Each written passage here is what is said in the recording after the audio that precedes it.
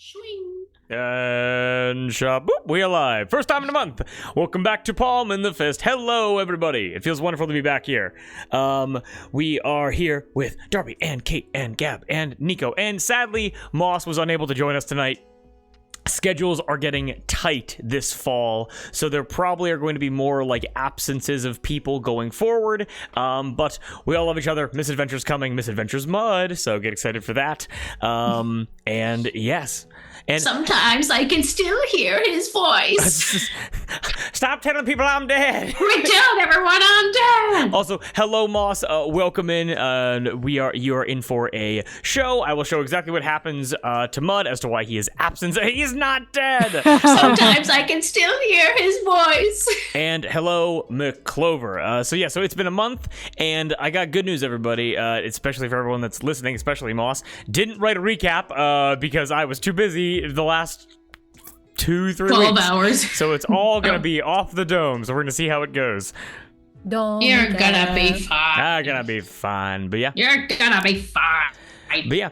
And also, just for the YouTube recording, don't watch this without watching Misadventures Olive. If you don't watch Misadventures Olive, there's going to be some big plot conveniences that got skipped over, so...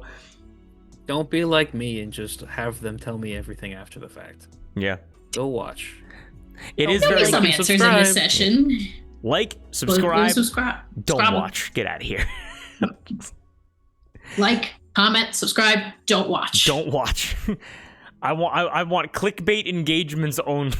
30 seconds of engagement and then swipe. And then swipe.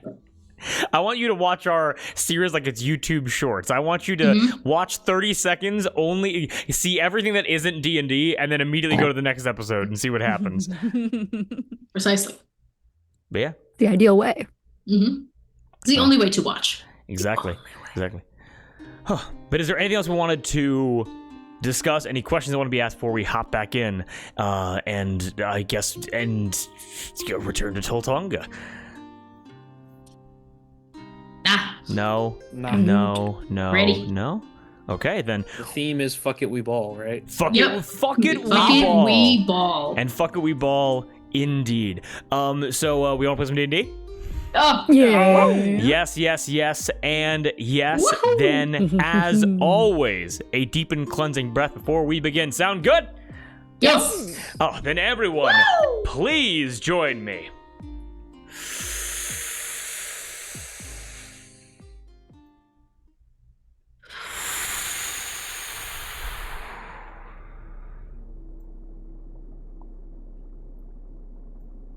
Feels good. Feels good to be back. And everything after the breath is canon. Returning to the depths of the sea. Returning to the gullet. Returning to the city of Toltonga. The city hidden beneath the waves. I'm going to describe the perspective of Cowrie, her, and AJ as we last left them.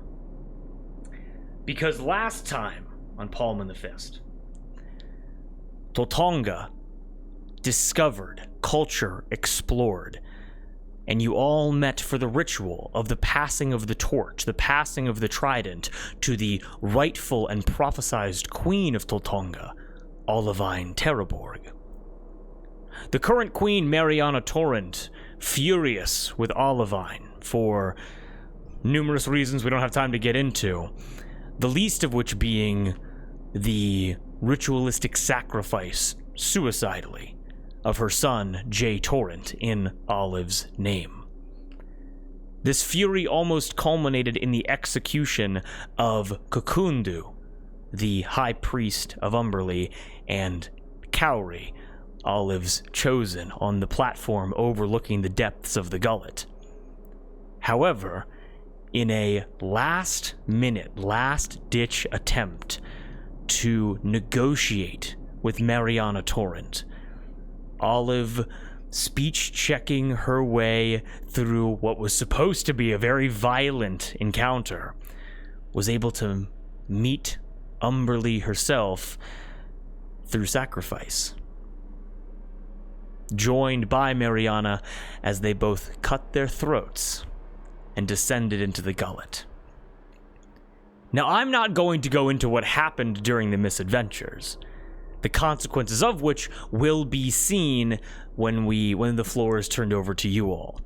But Cowrie, her, and AJ, after Olive sacrifices herself, as her crimson lifeblood fills the waters around the altar, looking over this cliff's edge into the depths of the sea, you watched as her body, and then eventually her blood, sinks until it disappears into the darkness below.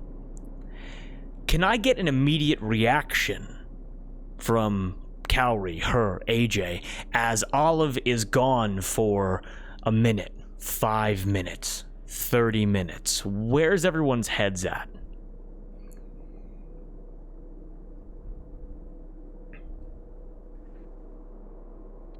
Cowrie goes and, well, first after they descend, Cowrie just kind of stands there looking. And then eventually... Sorry, I saw Moss say that Mud pukes. I was going to describe it, but yeah. Sorry. Walks up to the edge of the gullet and sits with their feet dangling and the lute in their arms and just looks down into the depths and just waits. Very stone-faced and silent.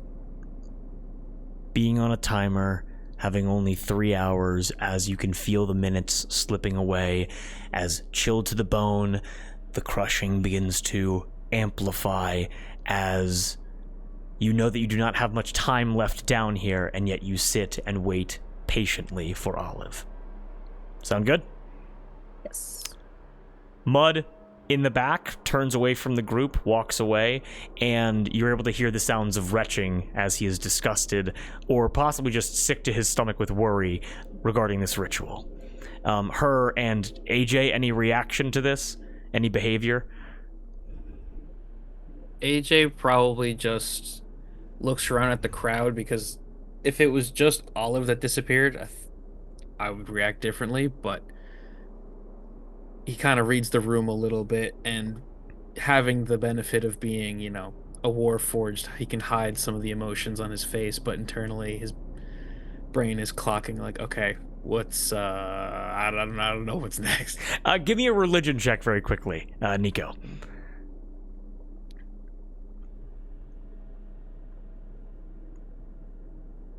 Where's religion? 14. With a 14, you get a sense of like the crowd does not have a homogenous reaction. There are some people, like, you're able to hear like whispers and burbles of people that are shocked, offended, scared. You're able to look around and see like some sects of people who are still like kneeling in prayer, like this is like all some sort of like divine plan. There are some people like Tritons that look like higher ranking, like political advisors. They talk in tones like they're trying to rapidly make like political moves, because the prophesized queen just went into the depths, and the current queen went into the depths, and the prince is dead. So there's no line of succession at all right now, and no one knows what's going on. The coup is being staged. That's what you're able to clock from this like religious oligarchy society right now.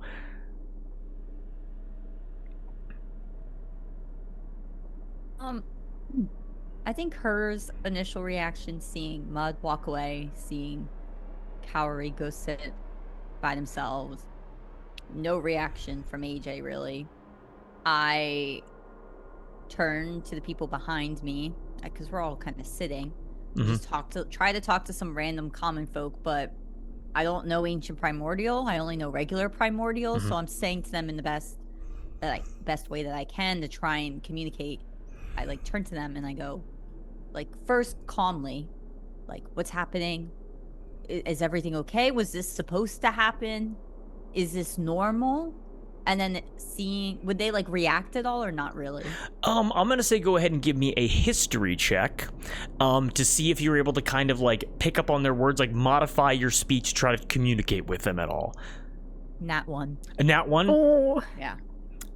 You turn behind you, and this isn't a failure of her. The people sitting directly behind you are the sect of people who are like heads on like clasped hands, who are just kneeling there, and you're able to see kind of like tears filling the water, as they are saddened by what they just saw, and they are praying for some kind of resolution, and they do not respond to you. But that is just the immediate people behind you. Yeah. I think from there, I think her just slowly starts to get like more angry, almost like the wraith is starting to like slowly take over her like being. And like starts to make her way out of the pew and over to the other three, Warun, Latrulin, and Zircon, yes. And I try to speak with them, but this time more like yelling, like I'll grab one by the shoulders, like lift them up and be like, what are you doing? Where is she? What is going on? And then see if they can like in Primordial to see if they respond. So you would know that Warun, the big one, Latrulin, the small one, and Zircon, the smart one, they all do speak common. But like, who do you put hands on? The biggest one there. I'm trying to like almost intimidate them. Go ahead and give me an intimidation check as you grab onto Waru and then try to like basically like you guys are like swimming right now, but you try to like hoist him up into the air basically. And AJ and Cowrie, you guys are able to watch as her, successfully or no, basically gets violent with like with the Umberly monks. That's only a 7. The 7? Give me 1 second here. Hot rolls. Hot rolls.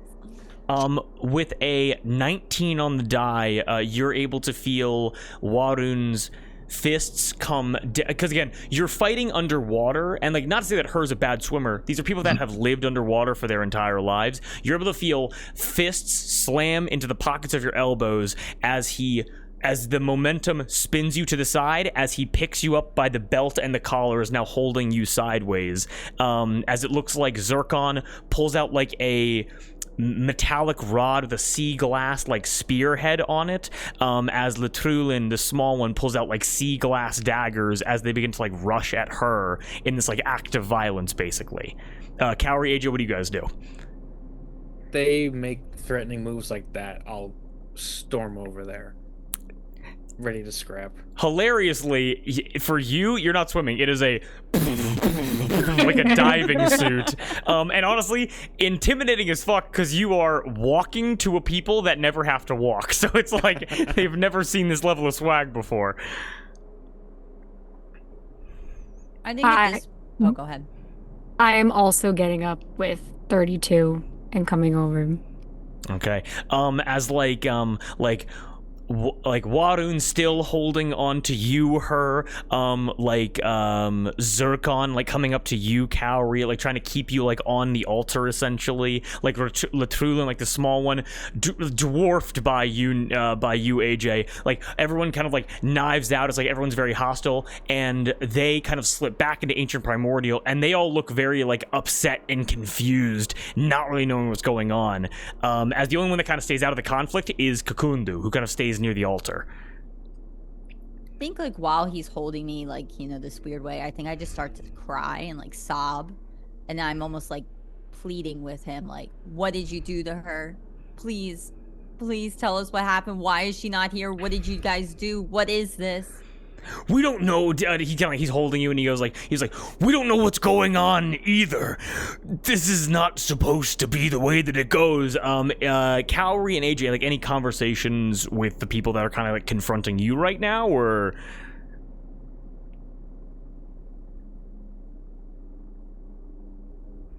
Just kind of to everyone as well as I can. She said that they'd come back. We just have to wait. Go ahead and give me a persuasion check very quickly. AJ, what do you do? I was gonna say, AJ doesn't really say much else, but keep an eye and make sure that no one else makes any quick moves. And if the little one is giving me a hard time, if anything, I'm just gonna put my hand on his forehead and keep him away. She pulls out like what looks like, it almost looks like a oh my god, what is it called? It's like it's like a curved short dagger blade, and she like puts it against the like Raphael from Team MNT. It's not a sai, it's a whatever. It's like a curved short dagger, and she puts that against your chassis, and your reaction is just to and just pick her up. No, like put my palm on her forehead and like prevent her from getting closer to me. Oh, okay, so you just hold her right there. Yeah. As like, are you thinking of a karambit? I'm thinking of karambit. Yes, there you go. Thank you. And as like tensions are very high, Cowrie, what'd you get? I got a 17. With a 17, give me 1 second here. With a 17, as you mention, she's coming back, this like very like aggressive, like scared tone. All of you are able to watch as like the darkness of your surrounding area slowly begins to fade away, so subtly that it kind of takes you a second to like come out of this like aggressive state and like notice it. But slowly you're able to watch as emanating from beneath the altar down into the gullet, you're able to see as the like amphitheater, like religious site that you guys are standing in begins to be illuminated by a olivine emerald light, as something is shining brightly beneath the altar, getting closer. Like it's coming up out of the gullet? Yep. I'm running to the edge. Run to the edge. Warun drops you her. I guess I'll walk back to our seat. The show is beginning. Someone get the popcorn. And AJ, you just kind of keep your hand on the forehead? I'll take my hand off of her forehead, but I'm gonna stay where I am. She goes, and then she moves to go like back with her squad. As emerging up out of the darkness, with Mariana in tow, Olive emerges from the gullet, trident in hand, trident leading the way, shining a bright green light across this amphitheater. And Kate, what does Olive look like as she ascends out of the gullet? From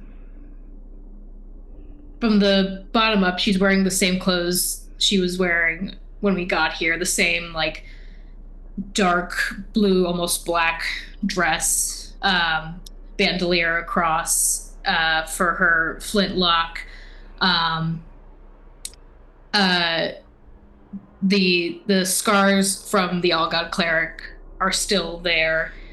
She's taken no moves to remove them. They go up to her neck, where there is a not healed scar across it from where she slit her throat.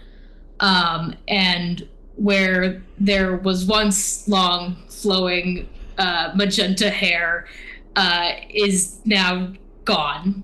There is just smooth blue skin the top of her head, on which she still wears her olivine gemmed circlet, which is currently glowing. Ooh. And you all see this, Cowrie being the closest, her and AJ kind of like towards the back, like towards the seating area. I'm going to change the music very quickly, but what is the immediate reaction from you guys as everyone around you, seeing this emerald glow, immediately emerges from the pews, basically gets as close as they can to like the rock formation leading out to the gullet, and begins prostrating? They get on their knees, they touch their heads to the ground, hands outstretched, as they begin worshiping Olive in a tongue you cannot understand. Can I make a history check to try? Try what? Try to understand. Oh, no, sorry. You can understand it, absolutely. Okay. You are able to hear them all begin chanting, She was prophesied, the Emerald Queen, to raise us from the waters. We have doubted, and we hope that no punishment shall befall us. For our penance shall be light if there is to be any, for she shall lead us to salvation. As everyone here, and soon the entire city, will be completely converted to believing in you, as you have now done the impossible.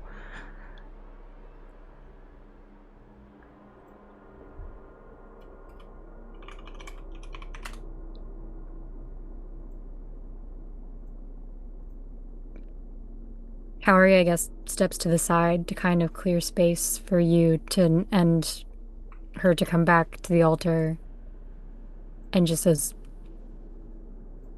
"Welcome back." I said I would. Yeah.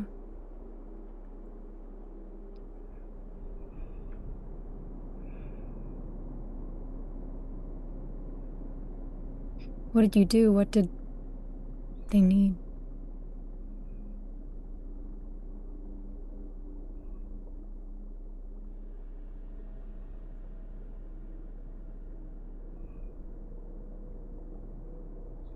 I negotiated for Queen Mariana to get her son back. That required a trade.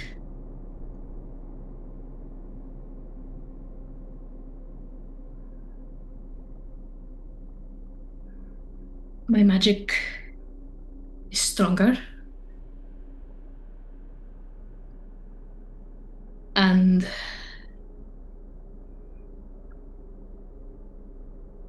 shortly, there will be a Triton Inquisition sent to the Fist. Did you what?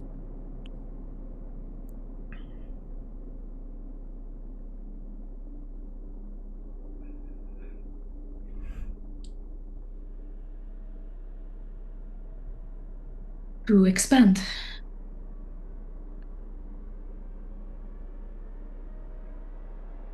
What does that mean, expand?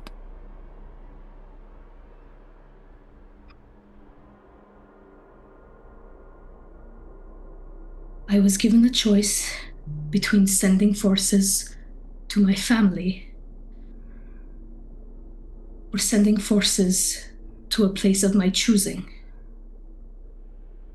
And I thought I'd give us a leg up on the competition. Okay.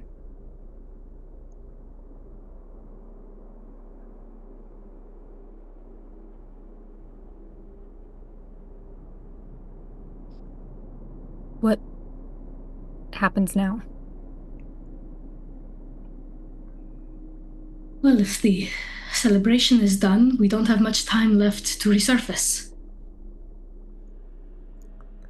As a quick interjection, as this conversation is happening, pushing past you, Kaori, and Olive, does her and AJ join like towards the altar space? Sure. Yeah, I think slowly, like walking through the groups of people. Okay. As Kaori and Olive are having this conversation, as her and AJ, as you guys approach, completely ignoring all of you, this is almost happening in the background. Mariana breaks away from you, Olive. She grabs Kakundu. She does not say a single word. She swims him over to the altar. She grabs the glass dagger that she killed herself with, and she and slits Kakundu's throat. On the altar, he begins to bleed crimson across the altar into the sea around all of you as you guys are speaking. She then takes his body with complete disregard, throws it into the depths, and then sits exactly where you did, Kaori, and waits. Kakundu is dead. How do his friends react? They stand there in shock. They are in disbelief at seeing Mariana seemingly turn on one of them, but they don't take orders from Mariana anymore.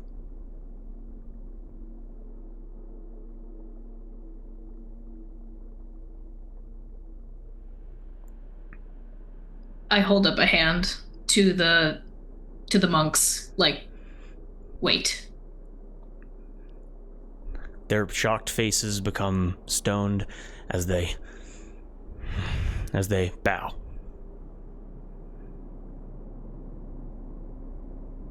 That was not me trying to change the subject. That was just what happens in the background while this conversation is happening. Just want to let you guys know.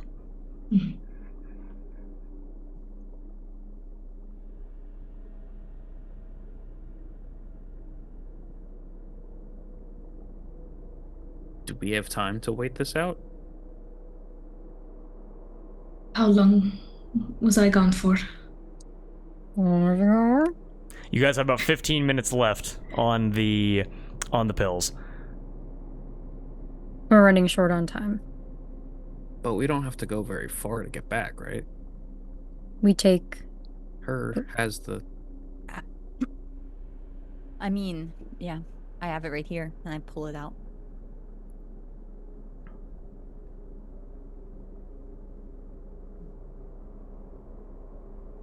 Yes, if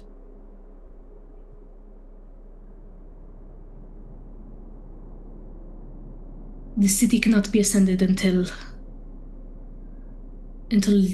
J. Torrent returns. But our safety is of the utmost priority.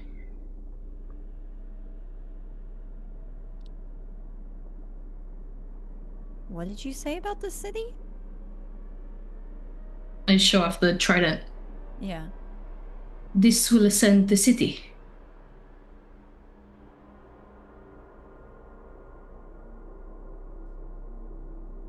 Okay. Cool.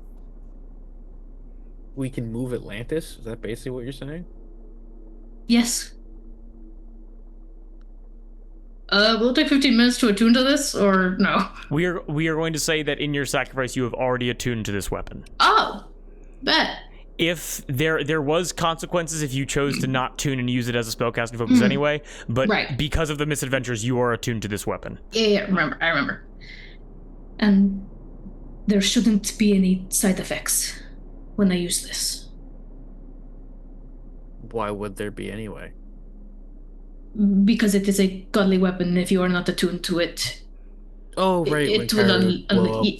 Right.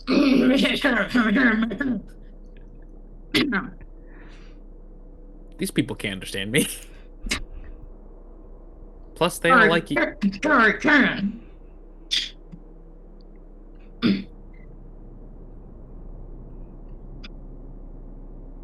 So are you, like,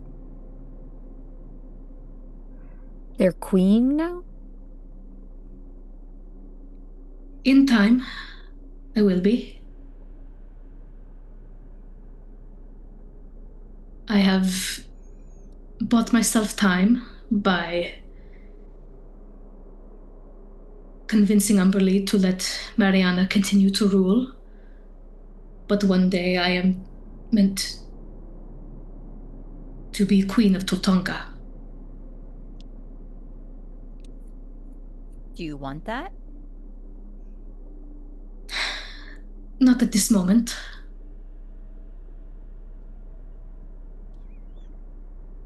If anything, I wish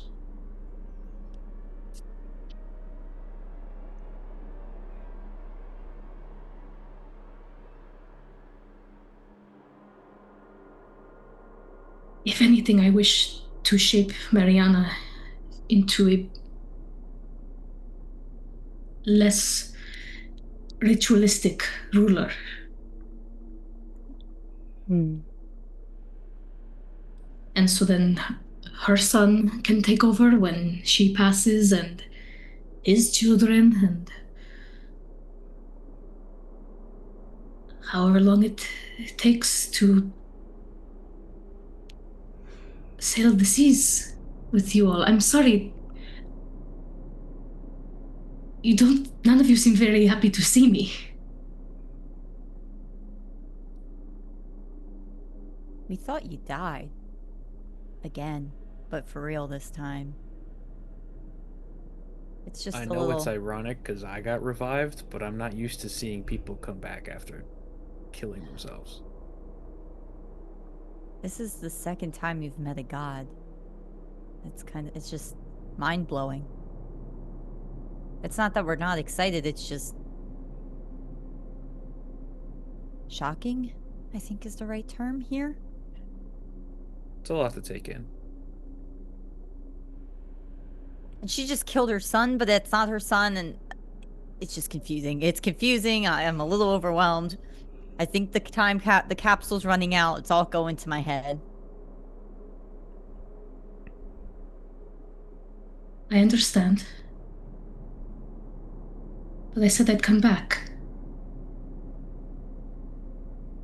And I intend to keep my promises. And you did.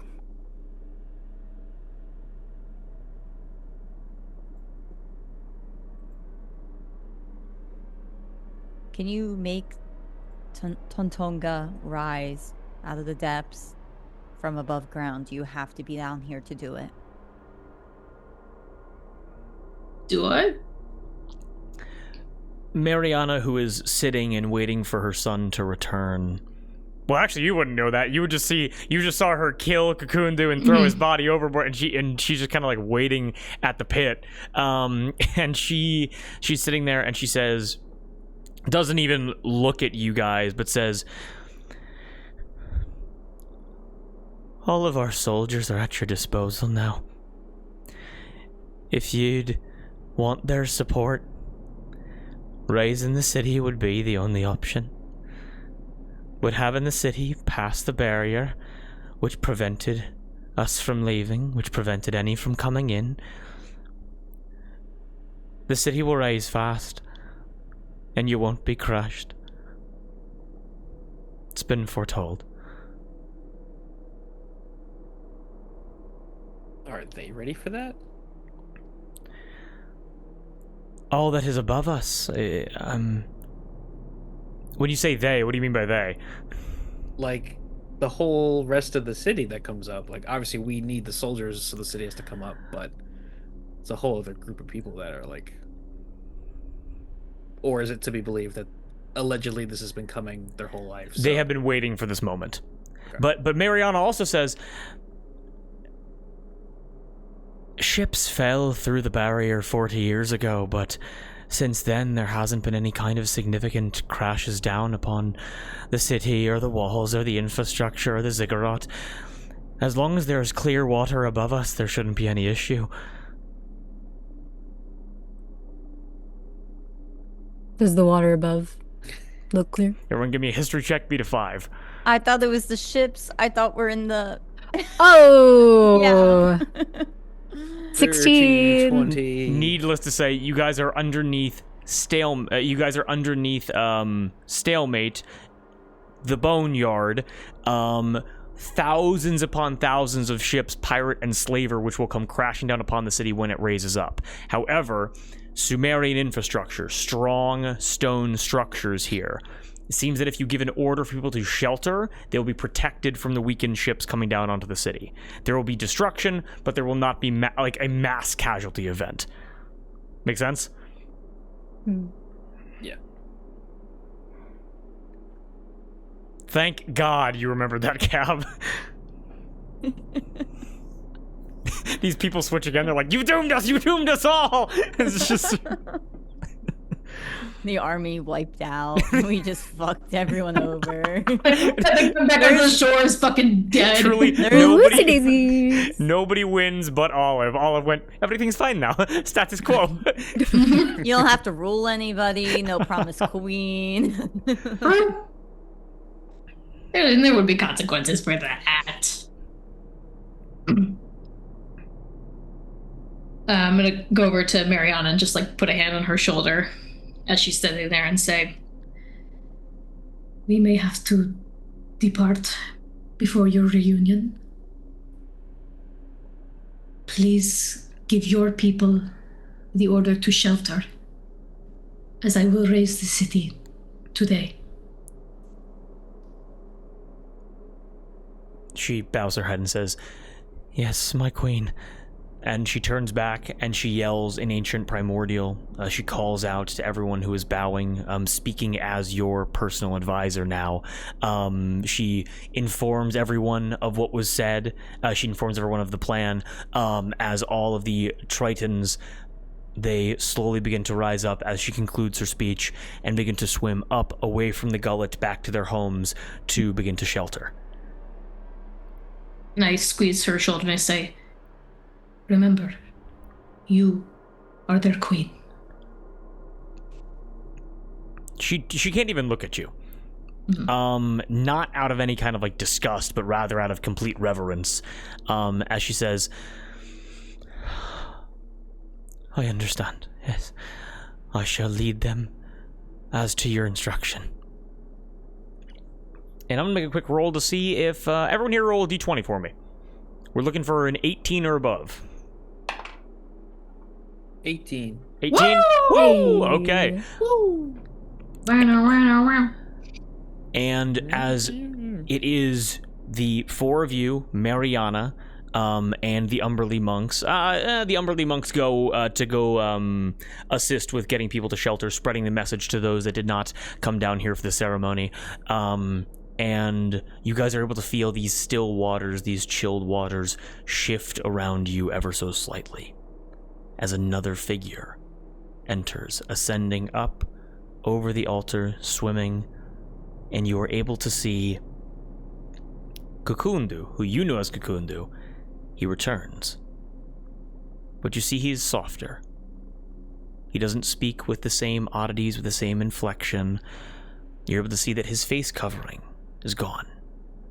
You're able to see that the robes that were covering the majority of his body, like those that were hiding his dorsal spines, dorsal fins, all of his Triton characteristics, they fade away. And what you're able to see is Jay Torrent for the first time. He's 23, 25 years old based upon his characteristics. His face isn't as sharp as his mother's is. You're able to notice that he has the same identifying like dorsal spines coming like off of his jaw, a familiar trait passed down, but you can see he is plain, without any jewelry, without any accessories at all. But you're able to notice that he does have 2 scars on his throat. The scar that took his life and the scar that brought it back. And finally, as his robes shift not tight to his skin anymore, as they shift left and right, you're able to look, and you are able to see a massive wound beginning to heal across the entirety of his stomach, where he cut himself open to expose the power of Umberly to Olive in those healing chambers beneath the ziggurat of Zirigo.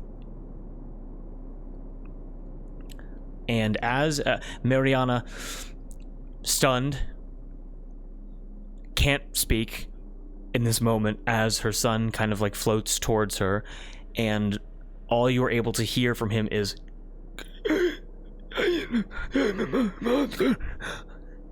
as significant damage to his throat, vocal cords cut.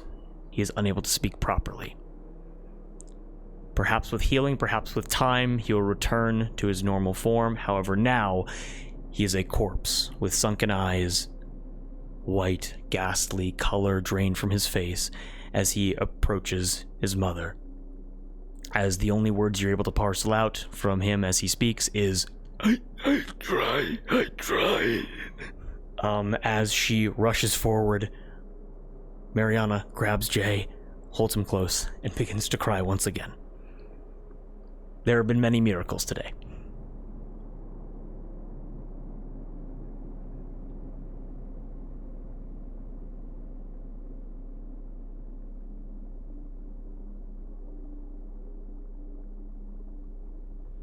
The guy that like does the stone carvings that puts in all the history, is he here still? What up now, bitch? You know it. He's here. He didn't leave. He's in the back. I turn around. I give him a nod.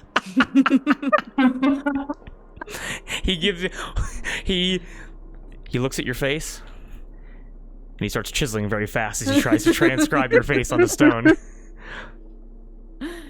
sick. I'm glad. I just want to make sure this is in history, it's written down. Yeah, and as Mariana weeps deep in her stomach, sobs of a mother having thought lost her son, having to look upon his body day after day, until today, you're able to hear this historian call out, "Sorry I doubted you!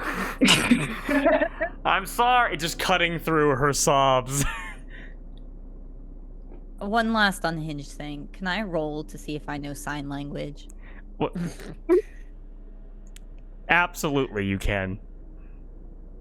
Who else here knows sign language? Who are you signing to? Who are you signing to?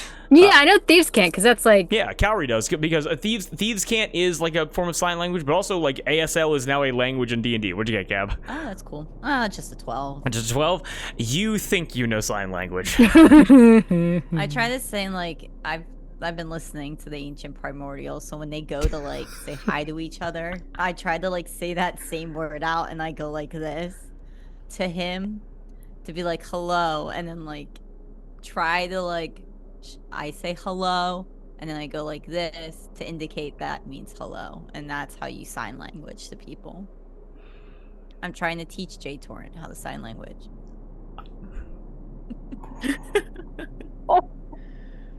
Mariana, weeping, her stomach heaves with sobs as she is so happy to have her son back.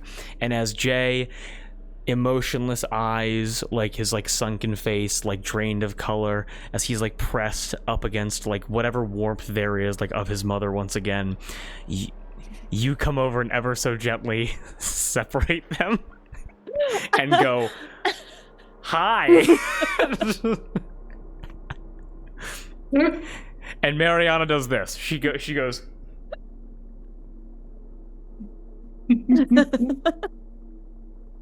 And what does her do? I walk to the historian. In that moment, I'm so embarrassed. I got it all. You don't need to worry. Everything's being transcribed. Anything else? We're building up to something, by the way. Anything else from Cowrie, Oliver, AJ in this moment as her walks away? I kind of like steer everyone else in her direction to give Mariana and Jay some privacy. But before I go, I turn to Cowrie and I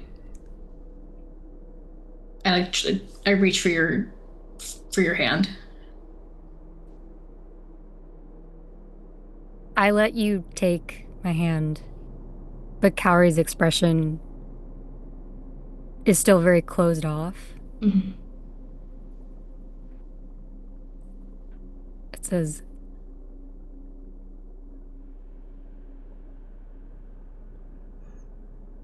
I am so glad that you're all right. But I don't think I can take this. We don't have to talk about it now. I know it's not fair.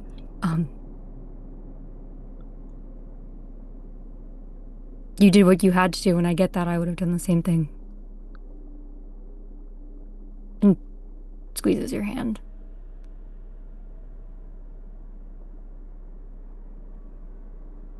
I'm so sorry this happened. I would have never asked you to be there with me had I known what it meant. I know. Do you?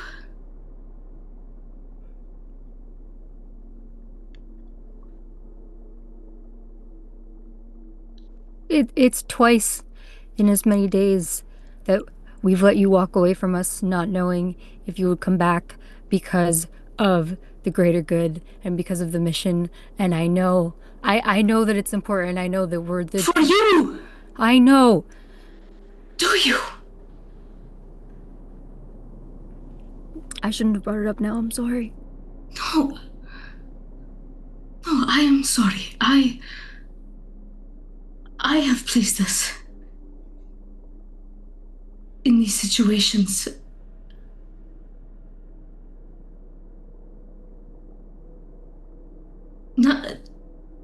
None of this matters. None of the world matters if you are not in it.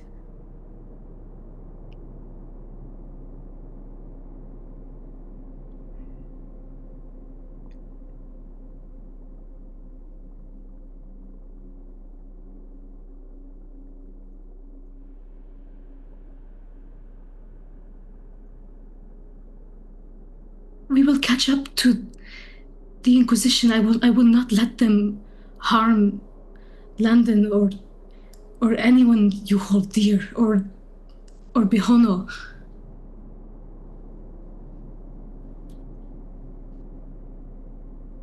I did this all for you.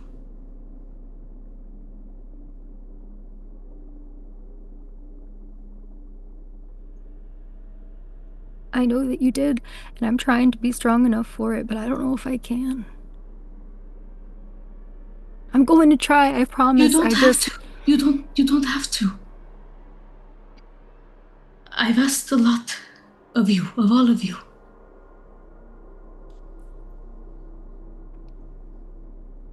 We don't both have to be strong. I can be strong for both of us.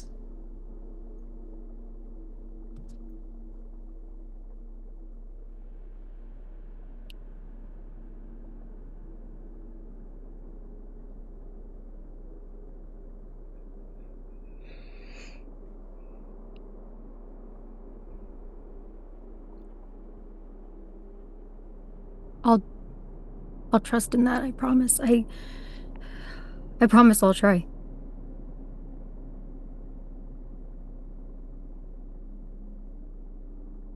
Right.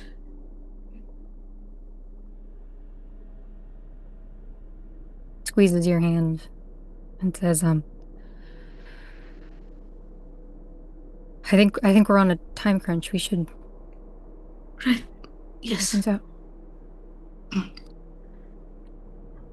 I'm still in this, Olive. That was hard. I know it was harder for you. I know that's not fair of me to say, but it's all right.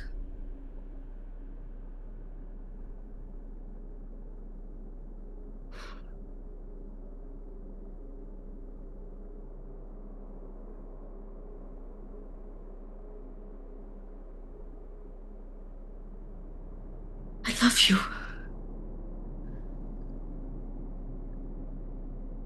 Cowrie, as you hear Olive say, I love you, Cowrie, her, and AJ, frigid, cold water, crushing pains as the water collapses in on you. The pills are wearing off, and they're wearing off right now. Cowrie, whatever your response is going to be, Olive, you are immune to this effect as you watch as her and AJ and Cowrie all begin to experience the crushing depths of the water as the pills have worn off. I need Constitution saving throws from the three of you. Can we get words out in this moment or no? Yeah, what do you want to say? I'm just trying to say porthole as many times as I can. Do I re-roll? I rolled in that one. You probably should, because you have it. I'm gonna raise the city, so We can't wait that long. I got a 14, Drew. Am I okay? 14. I'm gonna flip my coin because I rolled a 4. A 4. 19. Okay. 19. 19. Okay. Actually, that might. If we have to drag one body, it's better to drag Cowrie's than hers. Cowrie doesn't weigh anything. Someone just got advantage. I can't see chat right now, and I'm not sure why, but I can't reset it. So. Gab inspiration. Gab inspiration. Oh, Moss. Thank you. I got an 11. An 11? Her 6 points of cold damage, as you were able to resist, as your arms instinctively kind of pop out, maybe a cage around you to try to save you from the pressure. Cowrie and AJ, 12 points of cold damage to you. Man. As Olive, as you are now immune to the effects of the depths, the deep sea no longer harms you. But you are able to watch as like bodies, like muscles, almost like hard for them to move, as like frost begins to form on like AJ's chassis. As you're able to see, it's like if there were tears in Cowrie's eyes, they begin to freeze and come off of her head. I reach down, I tear off a strip of my dress, I run over to Mariana and Jay, I break up their reunion, I tie the fabric around Jay's neck, and I look to both of them and say, take shelter now, and I want to raise the city. You raise the city. A rumbling comes from deep within the gullet, starting much lower than the city ever was. And as you hold your trident up high, as you were prophesized to thousands of years ago, emerald, olivine light, both in this moment acting together, begins to fill the entire chamber. A bright flash as you all begin to feel everything around you begins to shake. As something deep within the gullet is pushing you up, as you begin to see the rock walls of the chasm around you begin to slowly dip, and then faster, and then faster, and then faster, and then faster, until you are all able to stand once again, no longer needing to swim, as you can feel gravity begin to increase, as like an elevator, something begins to push you up as the city is rising and rising quickly. Are we able to run to shelter at all? You are able to run. It's like running on like an express elevator, so you guys can move right now. Yes. Okay. I'll kind of like corral everyone and try to push us into shelter. Do we see Mud at all? You are, and Mud is with you guys in this moment. Okay, yes. Okay, just checking. As you tries to run away. Mariana and Jay with you. Mariana kind of holding her up. You guys have to essentially begin ascending up like almost like hiking cliff stairs that were not maintained that well because these people didn't need to use stairs before. As you guys begin running up away from the gullet, like back towards the ziggurat. Does that make sense? Mm. Yeah. Okay. Any conversation as like you're able to hear like people like running, like latching doors, latching windows, as everything is shaking, rocks falling all around you.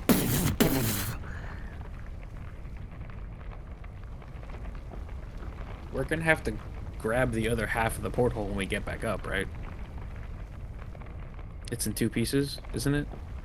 Yes. Wait, because we'll come out of it, right? No, we're Well, gonna no, end we're up in the coming middle up. of Oh, Of right, somewhere. right. I just realized that this porthole isn't really going to work anymore with having a lot of pressurized water. Like, you can't use it as a weapon. You could leave one half somewhere. Oh, I see what you mean. You could drop it over the ledge real quick. Could we retcon real quick that I ran? I first threw it and then I Frisbee. ran. Wait. So because I did, so Gab, I did kind of fuck you a couple sessions ago by having you destroy a microscope. Are you saying you want to just chuck half of the porthole into the depths? It can be the little landmarker for where the city came from. And just be a fucking vortex of pressurized water. Because what I will tell you right now, that the porthole works as if one half's in water and one half isn't, it's a pressurized water cannon. If both halves are above ground, it's a portable portal. Okay, no, I'm not tossing it. And can't we, maybe we can try to find a way to fuse it back together? Because wasn't it split in half, right? Yes, but if you fuse it back together, it just becomes a window. I thought it was gonna be like a portal gun where we could change between which setting. Settings of what? It would be a portal. It goes from one side to the other side, so... AJ goes, I fixed it. And it's like, what have you done? Wait, we can Here's the teleport. wind circle. We can teleport between our boats. We can. Ooh. That also works. One on the boats. Yes, it's a powerful item. So next time a squid motherfucker tries to assassinate us, we can just teleport. could easily go to and from Tortunga, wherever we are, or get extra help. Yeah, it basically is a way of getting back to whatever location you leave the 1/2 at. Yeah, we're running. You're going up like 6 stories worth of stairs in this time as you're saying this.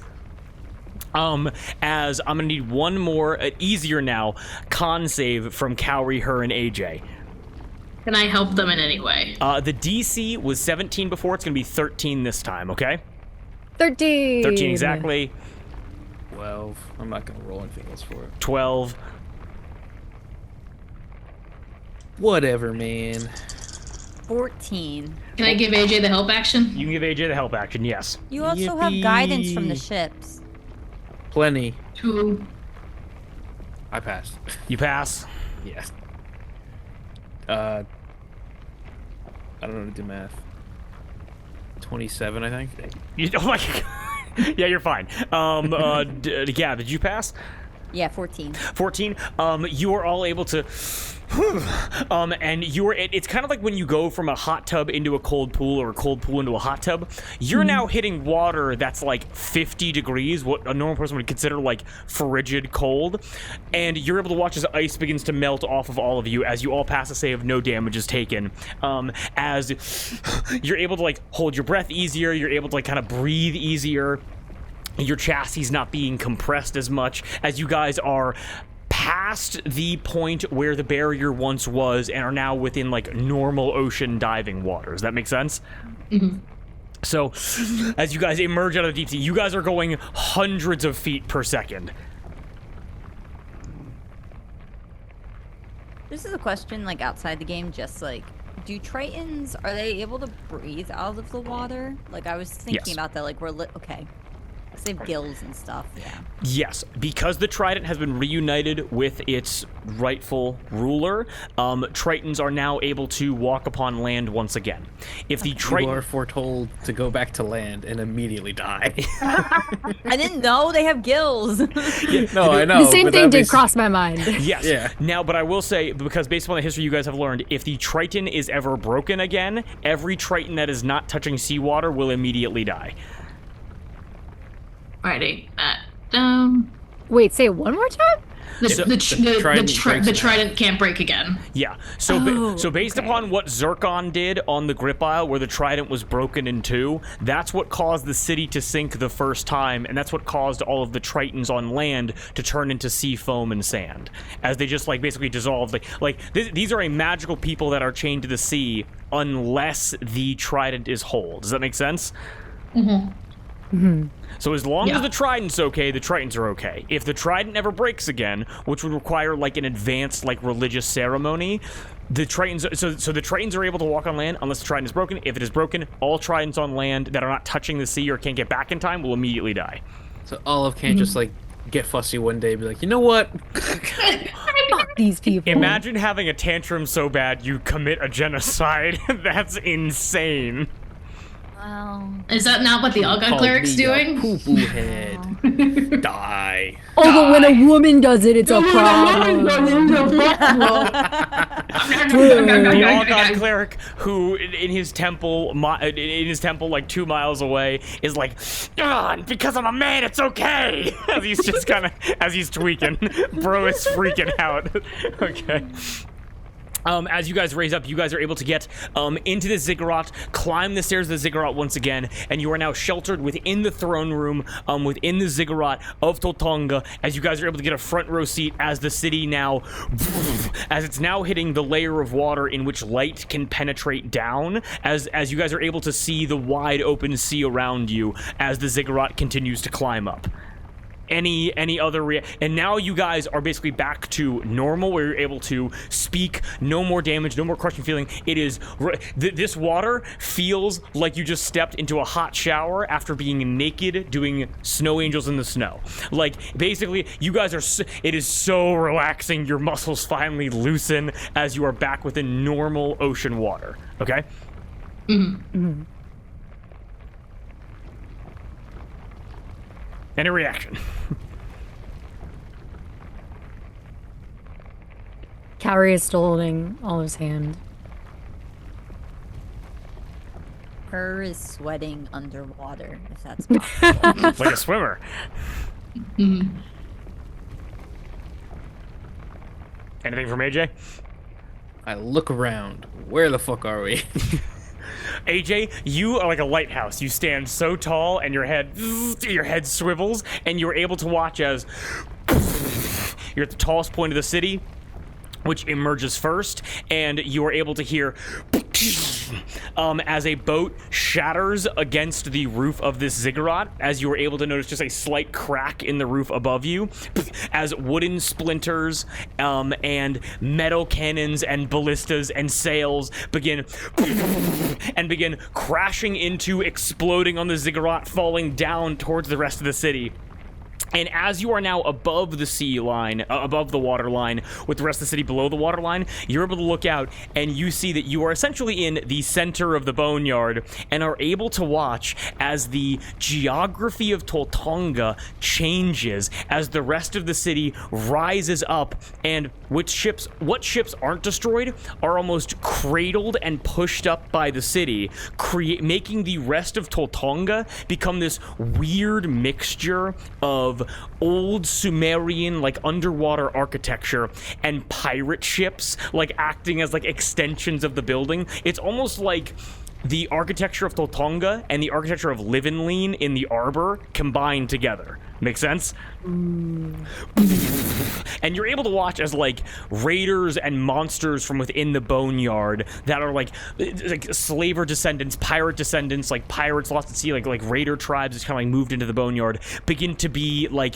crushed by falling, like people falling down like the steps of the ziggurat, like being like ripped apart by any number of like debris or shrapnel or metal or anything like that. And you realize that like it's not like they're gonna start infesting the city now, because these untrained bands of like raiders and monsters will be quickly wiped out by anyone within Toltonga. Make sense? As the city and you guys kind of like jump and shift just a tad as you guys reach the peak of the city's ascension, and you're able to watch as only a thin layer of maybe a foot of two of water is left on the street level of Toltonga, as the rest of the city is now sitting above the waterline with the sun shining down upon it for the first time in thousands of years. As you have now potentially permanently changed the map of Palm in the Fist going forward.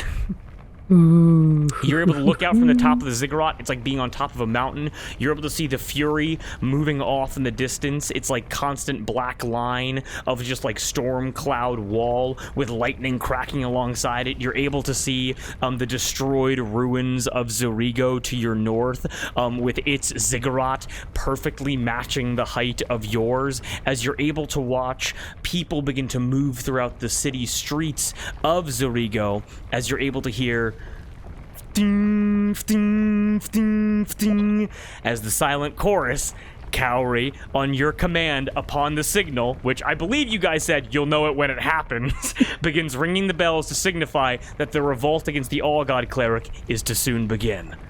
Yee! And finally, as the Druids of the Ashen Grove emerge, as the silent chorus helps coordinate, you guys are able to see to the west as strikes of lightning begin appearing on the outer ruins of Zurigo. You're able to see the Pash family begin to move in as they promised they would. As stepping out of these like ruined pirate ships, you're able to watch as all the Toltonga Triton soldiers in there melded together, scavenger armor, tridents in hand, mimicking the one which Olive wields now, go and begin to rush forward towards Zurigo to begin the battle against the All-God Cleric as promised. And we're taking a very quick break. Ah! We all having fun so far? Yes, yes, yes, and yes. I'm gonna change the music really quickly.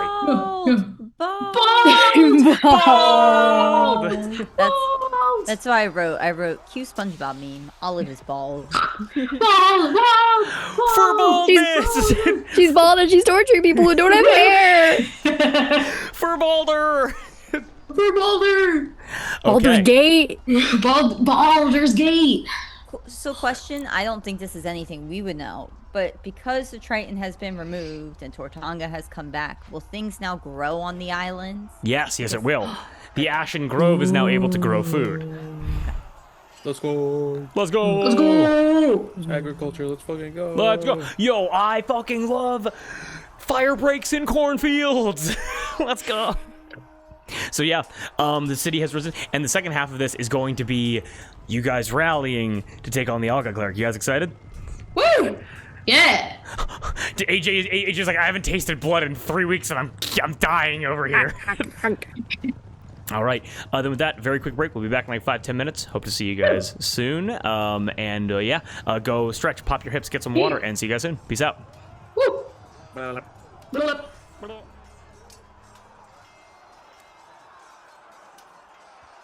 Excuse me.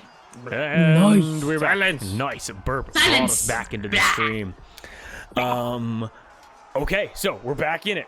So you guys, you're able to see, actually give me 1 second here, and I will actually get more appropriate music up. But as you guys are looking out to Zarigo and are able to watch as the Tritons, the Pash clan, and the Druids of the Ashen Grove all begin to clash with the Inquisitors, as the All-God Cleric, you're able to see him in the distance, like an enormous like speck descending the stairs of the Ziggurat. What are your guys' immediate reactions?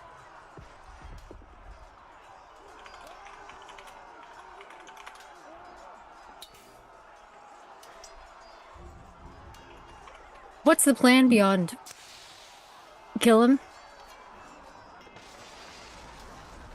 I don't think we thought that far. I'm gonna be so for real. Kill the sympathizers, keep the others.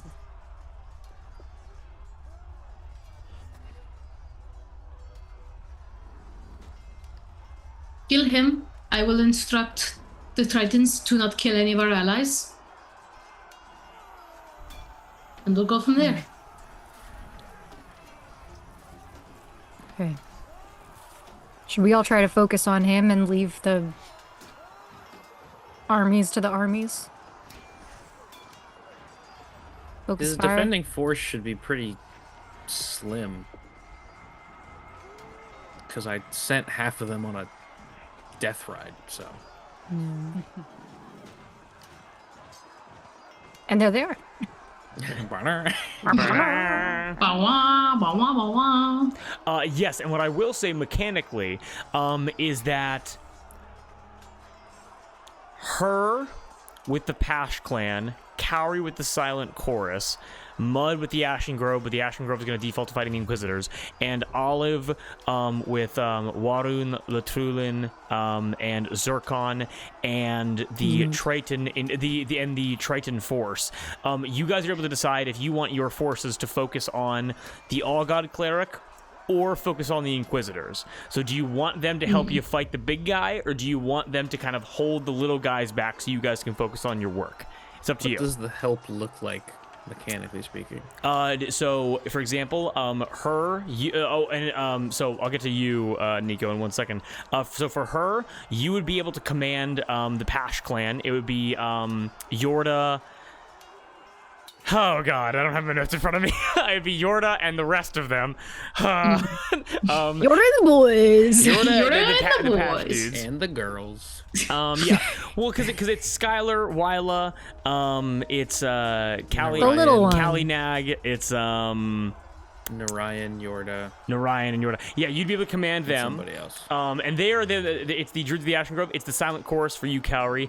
AJ, you have the opportunity you have the opportunity, if you find Patrick, or if you are able to make intimidation checks, to actually turn Inquisitors to your side to help you fight. And you guys can decide if you want them to, whatever you want to do. So, make sense? And you're able to very easily spot your factions, by the way, because it's the Pash clan summoning lightning. It's the Silent Chorus kind of like coordinating like stealthy operations, like from like ex-Spuff members, like almost like rogues, basically. The Ashen Grove are tossing like fire magic out, and you're able to see the Triton forces kind of rushing towards the Inquisitors.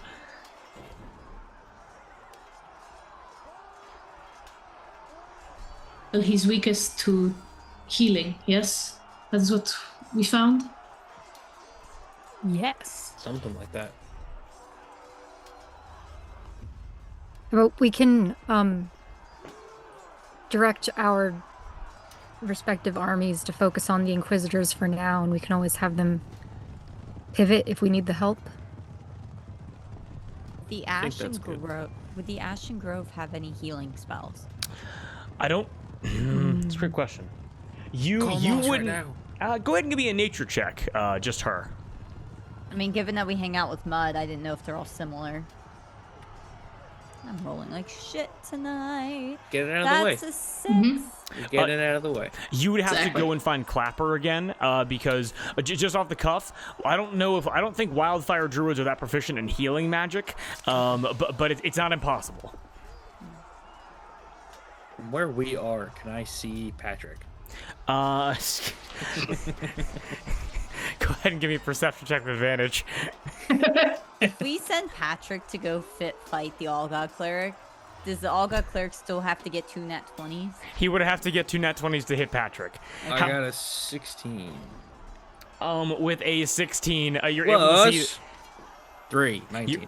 You're able to see that Patrick is the one blowing the horn. He is the one. Tridents are being thrown at him, and they're just missing by like several inches. So good. He's completely exposed, no tactical prowess whatsoever, and he's come on, boys, and fight him and die for me. Okay. Classic Patrick. Do we want to try and get Patrick? Because otherwise, I mean, he's not hard to find. He's just hard to get rid of. I don't know if he's actually very good at fighting. I think he's just good at not getting hit. Yeah. He could be a good distraction, maybe. That's true. All right. We're I'm kind of also down to forget about him and then Deal with him later. tie a cinder block to his foot and put it in the ocean. Mm-hmm. Jesus Christ. It doesn't add any value to the world. Is Patrick gonna be Correct. our loose dude? Drew, you have made an NPC that is truly expendable. This guy doesn't matter at all. Should have let the Patch Clan kill him. They might not even been able to. It would have taken too long. They would have found methods. What would happen if they tried to eat him? Like, while he's alive? Yeah. This can be experimented with later. This is, you guys have spent more After time this, we're talking going- about Patrick than the All-God Cleric. After this, we're going full MR PhD, and we're the scientists, so we're just going to experiment on Patrick. Meat's back on the menu, boys. Anyway, Yeah, let's I guess- go. Let's stick him. Okay. Yes. So you guys move towards the battle? Okay, you guys, because again, the city's layout, although this one being much more, it being like, kind of like a mirror on both sides. There is a very clear main central path that would lead over to the ruins of Zarigo, kind of like connecting the 3 cities together. And as you guys like descend down the stairs of the Ziggurat and rush down these main streets, you're able to notice that it wasn't a perfect rising. Some of the infrastructure that was built that didn't technically classify as Toltonga is still destroyed. So what you guys, as you guys are like reaching like the city's edge, basically, you're able to see that the city ends, like where the main gate was that you guys saw when you first kind of saw Toltonga. That gate is wide open. The walls are still very high. And what you guys are able to notice is that it goes basically the city gates, then there is a beach, there is ruins and sharp rock, and like almost like a river has been formed that separates Zurigo from Toltonga, and then past those like ruins and that kind of those like ruined rocks and bridges and things like that, and like ruined roads, you're able to see the northern beach. You're able to see where the effigies once were, and then you're able to see Zurigo, the city. That makes sense? Mm-hmm. I have a map. It's going to make more sense when you see it, but that's just my description. Because as you guys are running towards the city's edge, you guys are able to hear a familiar voice that is yelling, Get the fuck away from my ship! Don't anybody touch my fucking ship! And what you guys are able to notice is that right on the edge of the city, propped up high on buildings, you're able to see the Cat 5, which was just caught by the rising city and is now sitting probably like 20 or 30 feet out of the water on top of a building, with Rahi angrily looking down and just yelling at these people. What do you guys do? We can fix that Later. probably later, right? How? How are we supposed to fix that? 1.5, 2 of our people know how to manipulate water, right? We can get enough water to like maybe. While we're running, can I do a luck check to see if I come across the other porthole? Absolutely, you can. Go ahead and give me, I'm going to say this is going to be a luck check. This is going to be a flat D20 roll. I'm going to say this is going to be a DC 14. You get a 14 or higher, you find the other part of the porthole. It's a 5! That's a All 5. right. Oh. You can always This look seems at like it's coin flip worthy. I don't know. We can look later. We can look later. Just checking. Just checking.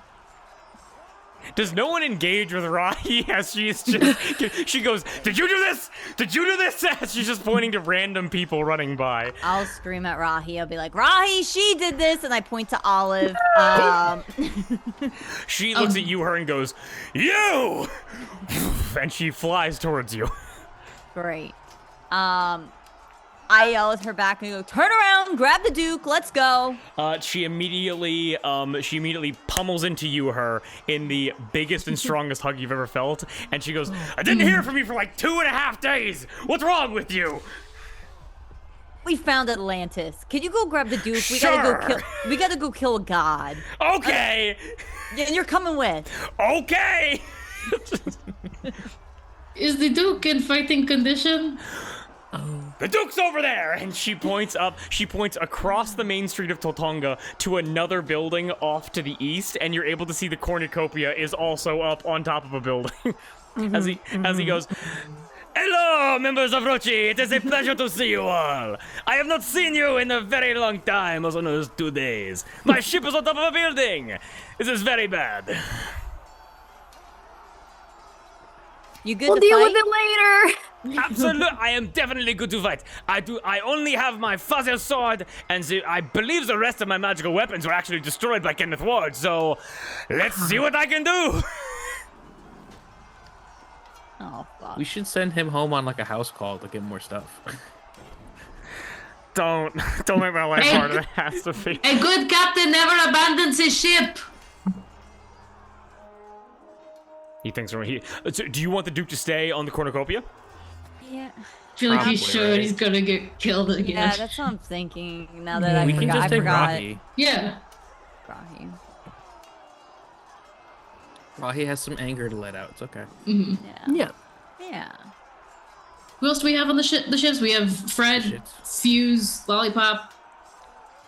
You look over just to the right of the cornucopia, Isn't and you're able to... Lollipop the person whose leg I have? No, that's Sweet. That's Sweet Tooth. Yeah, and Ken's. But you're able to look directly to the right of the cornucopia, and you're able to see the HTK Exterminator also on top of a building, and you're able to watch as Temperance is like, he just doesn't know what's going on. As Lollipop and Fuse go, hello, hi, and then, my good golly Jove, it's good to see you all. As Fuse kind of waves to you, as Fred's like, oh, he's just kind of flying around, just kind of taking it all in. Wait, Fred the Owl? Yeah, Fred the Owl, yeah. Yeah. Do we want anyone else? I'm scared they would all get squashed. Wonked. Rahi's pretty sturdy. And when I know this is a long time ago, but we fought Fred in the food chain. Yes. Wow, that's history. Did he fight? Was he like... I thought he was just trying to like converse. Right. His abilities are more psychic in terms of, like, he can look in someone's eyes and kind of like make them hallucinate and like disassociate, basically.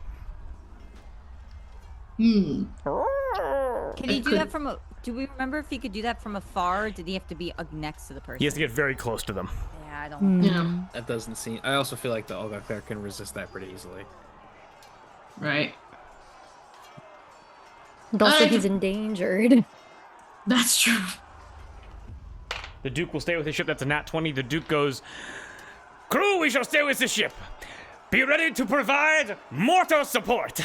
As he calls out, and they're going to use the ship's weaponry to fire upon the enemy army, okay? That's, yeah, I like that. And, I like that. by the way, upon Olive's command, the HDK Exterminator has a mortar installed. Oh. Who's on our ship? Lollipop, Correct. Fuse, Fred, and Temperance, but Temperance can't use weapons. Temperance, be a good boy. Fire the mortar.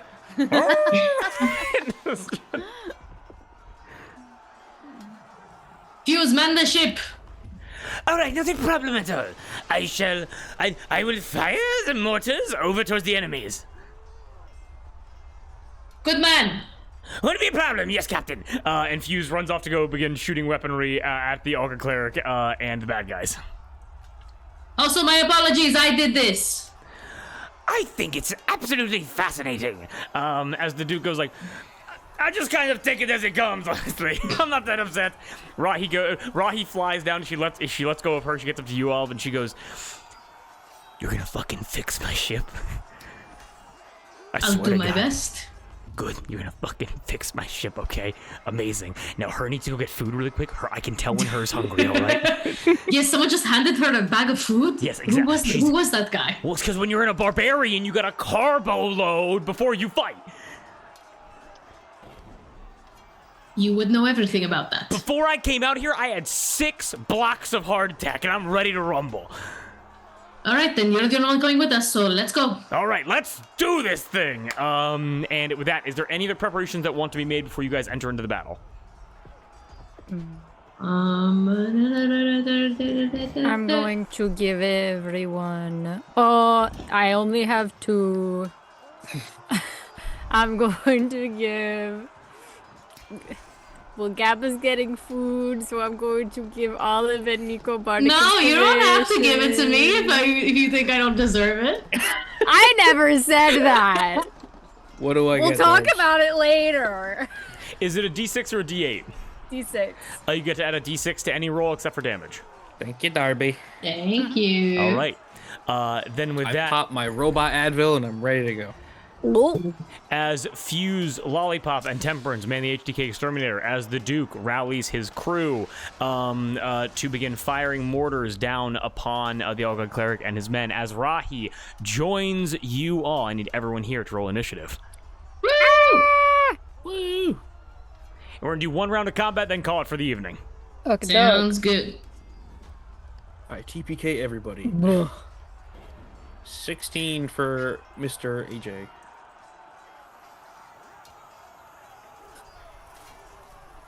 Don't we know his DC? Did we write that down somewhere? From His- when we were Ooh. fighting Ken in the storage room. Maybe. Maybe. I got a dirty 20. Dirty 20. Oh, What'd you get, Kate? Sorry. Nat 1. Oh, no. Okay. You were too awesome too early. I know. You have to recharge. Oh, I gotta recharge.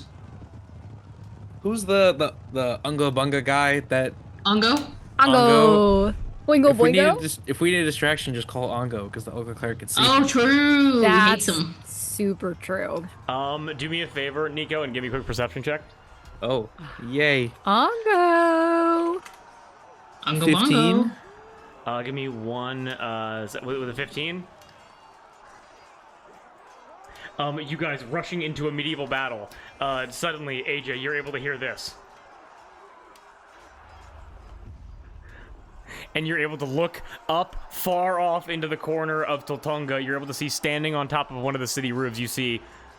and you see, like, the pale-skinned, like, white-haired, like, half-orc. He tips his cowboy hat to you. I will give him a salute. And Yeah. I will say out loud to nobody but him. Be like, can you, like, piss him off again like you did last time? That might come in handy. And you remember how the All-God Cleric was able to snap his neck and effectively remove Ongo from the... Go ahead and give me a persuasion or intimidation check. Because he came back. He did come back, yes. He's a magic guy. He's a magic guy. man. That's a 12 intimidation. That's a 12. Ongo goes... and he disappears in the sand. Yeah. But you can always try again, and the rest of you can always try as well, because all you need to do is call for him. Okay. Does he acknowledge that I call him Unga Bunga? Not necessarily. That's why it didn't work. You called him by the wrong name. My bad. Sorry for trying to give my friend a nickname. Pronouns. Okay. Fucking pronouns. All right. So we got a nat 1 from Olive, a 20 from Cowrie, a 16 from AJ, and her. What do you got? Ooh, that was a good roll. That's a 19. 19. Got it. Give me 1 second here. Woo. Woo. Woo. Woo. And I'm gonna have Rahi go on AJ's turn.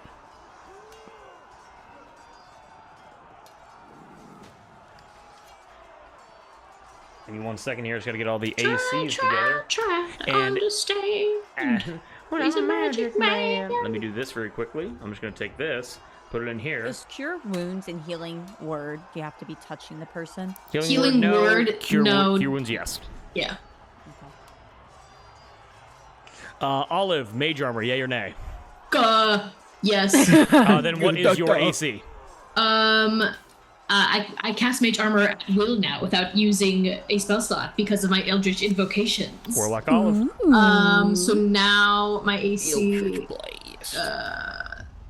18 plus, it's dexterity modifier.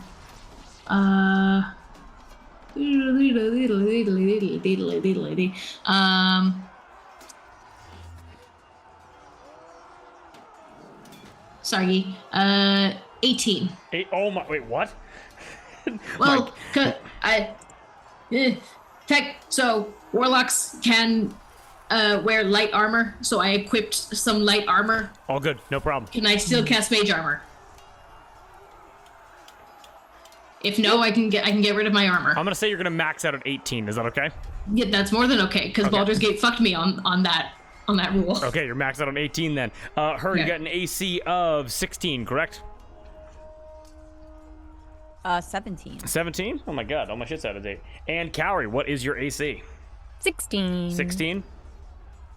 The All-God Cleric is very confused as you guys are rushing forward as we have entered into initiative. And if you want, please join the Owlbear as I'm going to switch us over to John the Albert. combat overlay. John. Moving everybody around. Please feed the dog. Please feed the dog. I believe you. No, go we here. fed the dog and the dog threw up. There you go. Fed the dog. He threw up again? No. Oh, okay. Oh, thank God. I'm really hungry. I don't want to starve. Please feed the dog.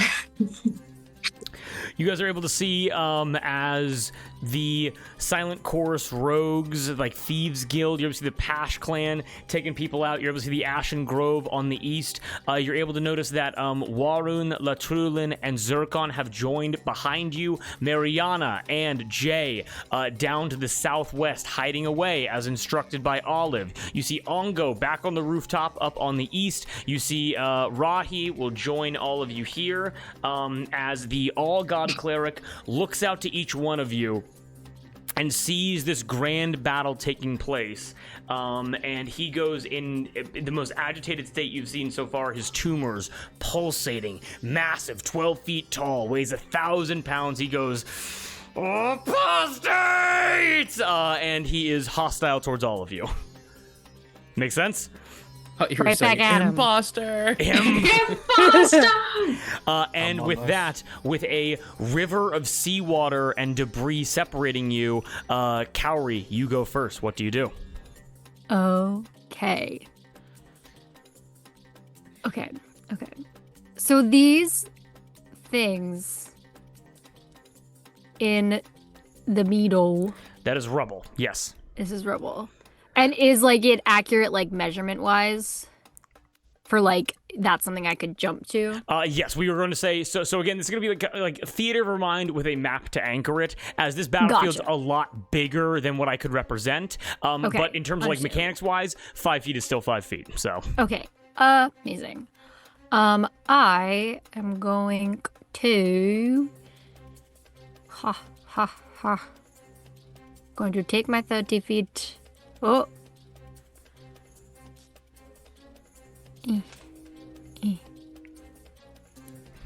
Going to go over here.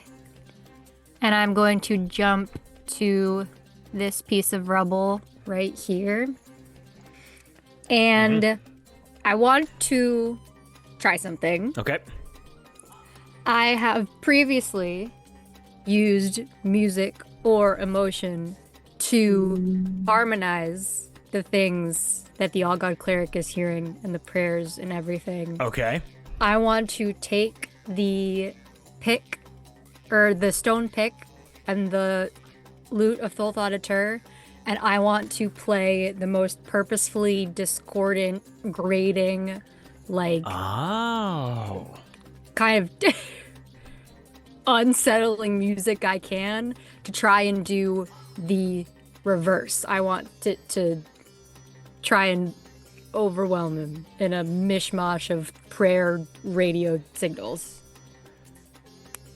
Okay, I love that idea.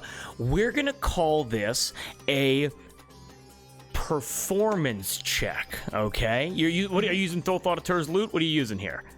Yeah, I'm using Thulth Auditor's loot. We're gonna call this a performance check that's gonna have like roughly the same effect as like a shatter would have, and depending on how good this performance check is will affect how much damage you will do directly to him. That makes sense?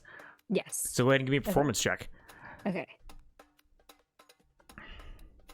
You also have guidance from Lollipop. Ooh, thank you. I think I'm gonna use it. If I can pick up the die. Okay. Do we get two or just one? 2 from Lollipop and Fred. Yep, from Lollipop and Fred. Right. Okay. 23. Holy shit. Bang. You are going to roll 5d8 of psychic damage against the All-God Cleric. Oh! Bang. Bang! I need more than I thought. Boom, boom, boom, boom, I gotta open up Anime Girl. Oh, Yeah. Heyo. Hey, yo. Hey, oh. Hello? You said 5? 5d8. Okay. Dippy, dippy, dippy, dum. Get out of here, other dice. And that's how they do it. On Broadway. 100 way. On Broadway. Okay. Dippy, dippy, dum. Dippy, dippy, dippy, dum. 17 points of psychic damage. Woo! Alrighty then. Woo! Okay. Dippy, dippy, dippy, dum. So describe to me what kind of tune you play as you rocket directly into his mind. It is the opposite of when a chord resolves in a satisfying way. Every, like, thing that you think is about to resolve and be really pleasant sounding, it's the opposite, and it is unpleasant and grating, and I am trying to channel it directly at him. Okay, channel directly at him, and what you were able to do, like with the is what do people do on a battlefield but pray? As all of his soldiers around him, whether they pray to gold, whether they pray to any kind of gods above, whether they just pray to themselves, their families, the friends that they have made, whether they just pray to live, all of the soldiers surrounding him begin to turn against him in his own mind as it is intense. Combat focuses him, and for a moment, his focus is broken as an immense amount of damage is dealt directly to his mind. As you are able to watch as his eye begins bleeding as the same music that once soothed him is now harming him. Amazing. Okay. And I think I'm going to hang here for now, so that is my turn. Okay, sounds good. And then we move down to her. Her, what are you doing?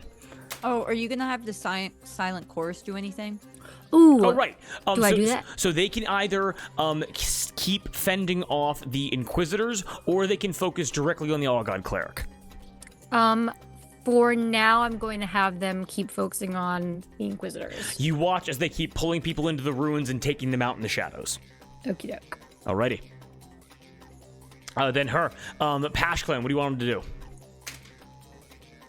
I think I'd like them to attack some of the Inquisitors first to try and get that. Okay, they will keep focusing on the Inquisitors. I will keep that happening behind the scenes there, but they will make sure that the Inquisitors do not focus on you guys. Okay. Okay. Where am I? Okay, let's just see. Huh. Okay. I think first thing her is going to do is take her movement. So I got 40 feet. Go 15, 25.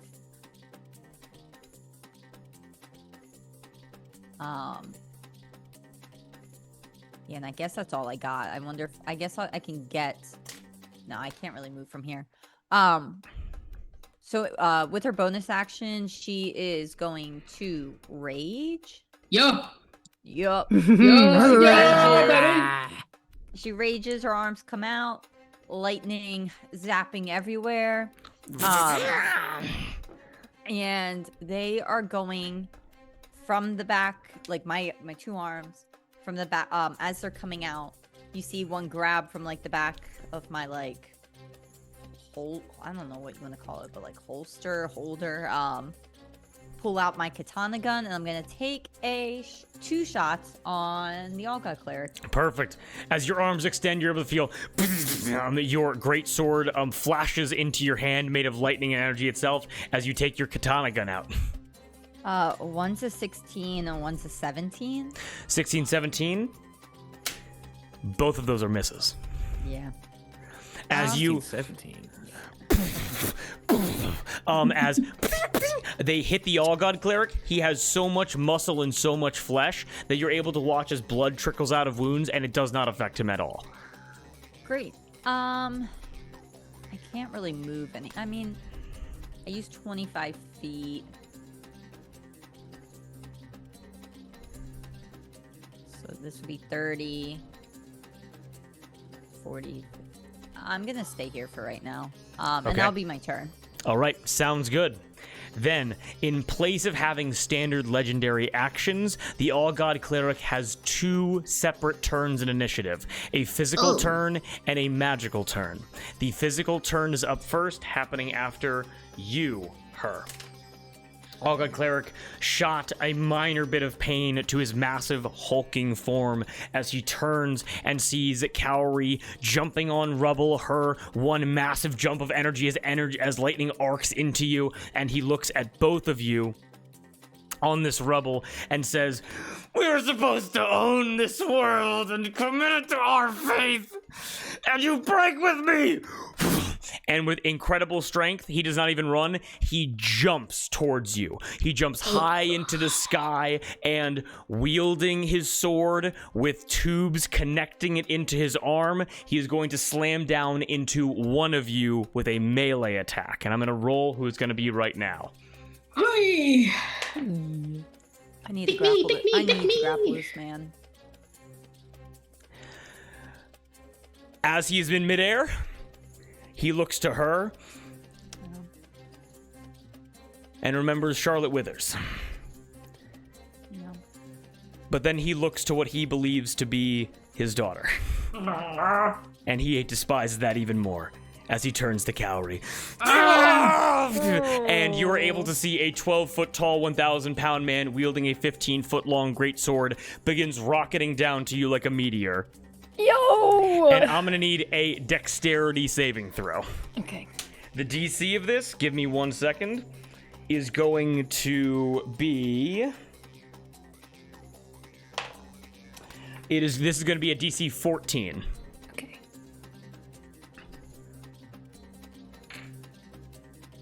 19. 19. Yes. You're not my dad. You're not my dad. I got good news for you. And I Okay. will reveal mechanics as they come up. His sword does 2 different sets of damage. It does both slashing damage from the blade itself, but it also does force damage from the impact of it. So what doesn't cut you, the force of how strong he is, it just hurts you being around this thing. You have successfully subtracted the force damage from this hit, okay? Cool. Heard. Cool. Cowrie, as the piece of rubble that you are standing on, stone and mortar and all, which has survived thousands of years being beneath the sea, it is completely destroyed as you are able to get just 1 or 2 feet away from this blade that would have surely cut you deep and potentially killed you. Rock shatters everywhere, shards land in you, and you are tossed into this river of seawater as you take 20 points of slashing, 20 points of slashing damage as shards cut into you as you are thrown into this water. Okay. Okay. You good stuff, boy. I'm still alive. I'm still alive.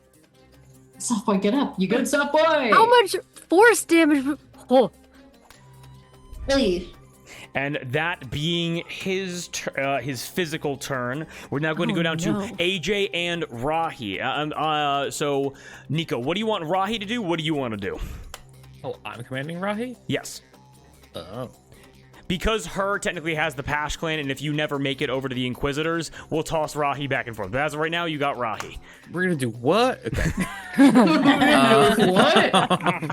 I'm gonna move up here, and what does Rahi do? So Rahi flies, and she's Heal. really strong. Okay. What weapon does Rahi have? So Rahi can summon her great sword, or she just has the fist that God gave her. Okay. I will convey to Rahi to go for what I'm going for, Okay. as I take my extendo shooty chainsaw arm, Okay. and I want to aim it for the tubes on his arm that connect the pipe to the sword.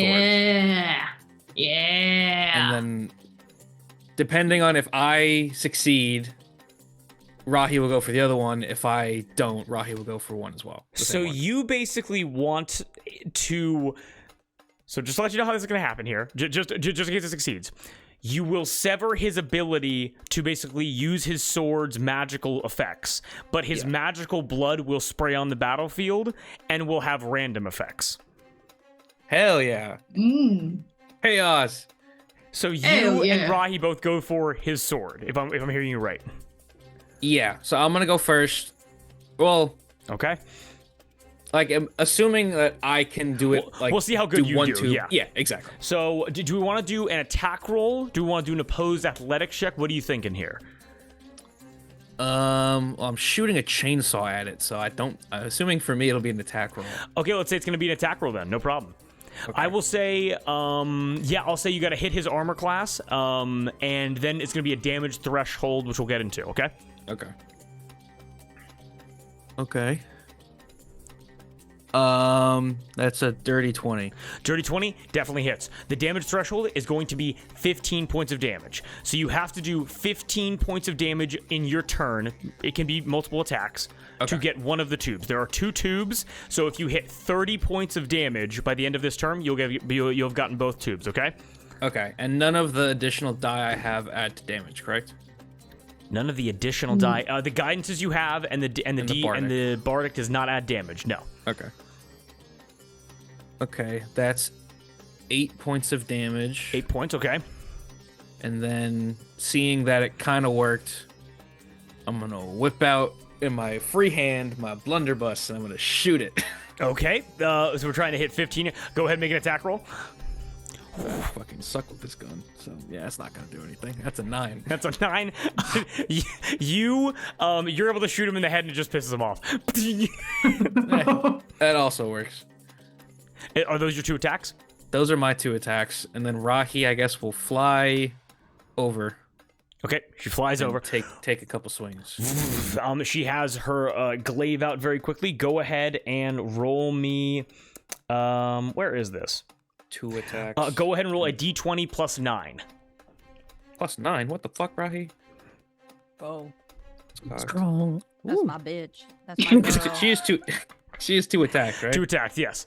So one's a 23 and Okay. the other is a 25. Holy shit, are you kidding me? To hit, yeah. Oh my god, amazing. Okay, so you did 8 points of damage. So I did 8. You did 8 points of damage.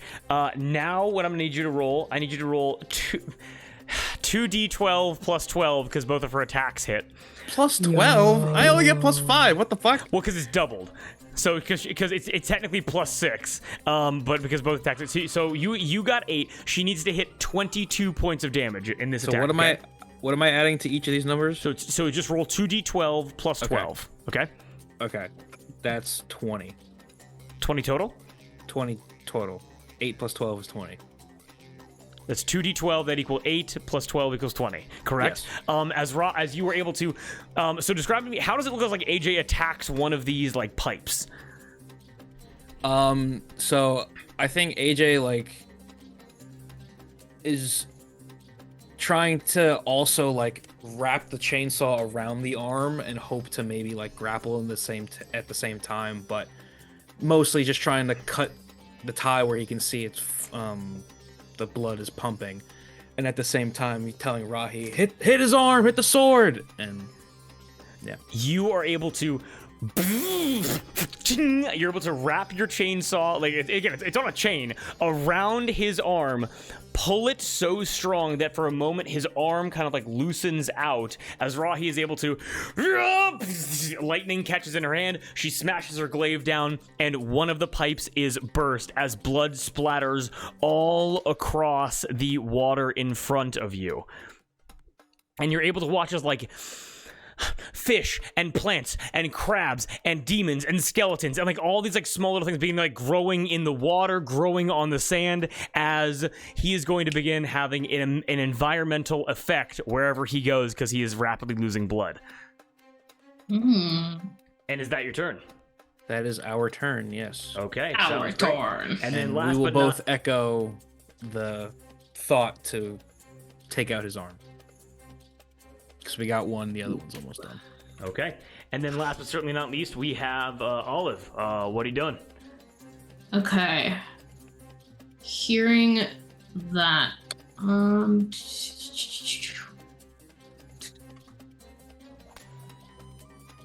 No, so where we are on the ziggurat, are we like up? Like, are we on top of the city? So so you guys ran to the front gates. So you guys right now, Okay. so you are level. You guys are on the like street level, looking at a beach, a river, then another beach, and then Zurigo. Okay. Okay. I'm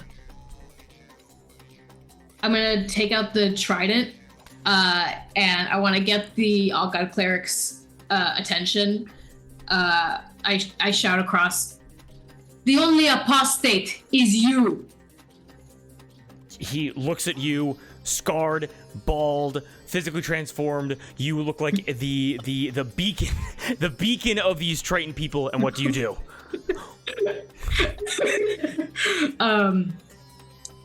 I am going to slam the trident down, expend 2 charges, and cast Tidal Wave. Okay. Starting on him. So I don't want it to catch Kaori or Rahi. I want, essentially, I channeling the water that he's on or in. Okay. I want it to like almost like it's like made for him. I want it to rise from where he's standing and like push him up. Just into the sky? Yeah, because it can be up to 30 feet long, which I believe allows me to get some of the Inquisitors in this as well. Yeah, it doesn't push him back. Yeah, I want to get him and Inquisitors 7 in this. They have to make a They have to make a dex save DC 15. A dex save DC 15. Got it. Mm-hmm. Dexterity is not the All-God Cleric's strong suit. Good to know. 16. That's going to be a 19 total. He passes.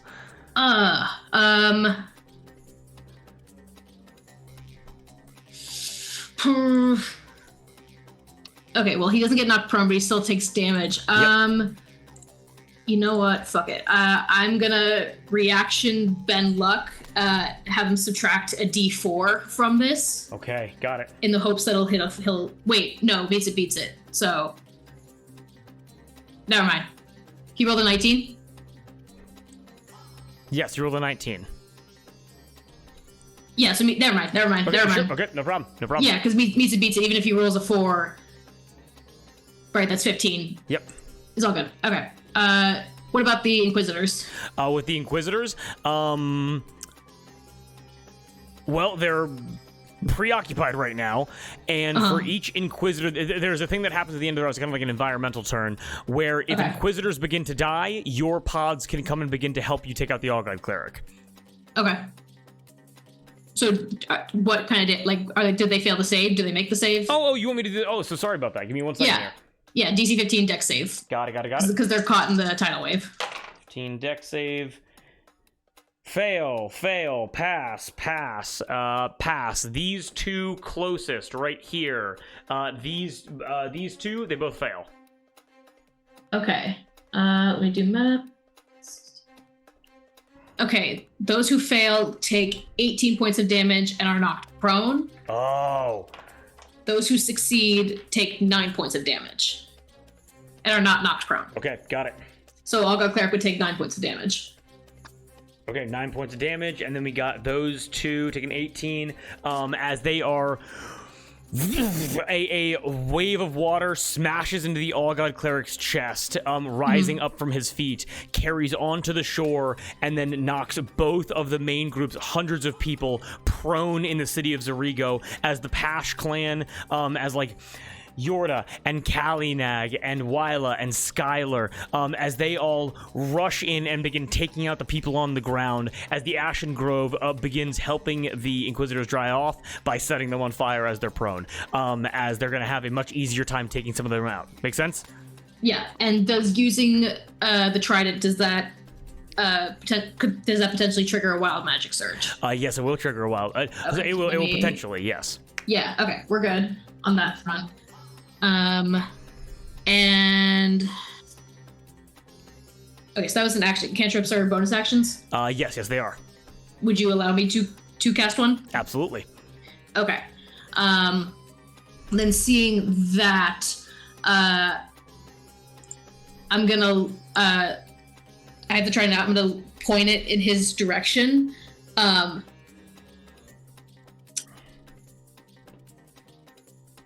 And I'm gonna shout at him, "To the depths where you belong!" And through my hand, through the trident, through the point of it itself, I fire off an eldritch blast in his direction. Ooh.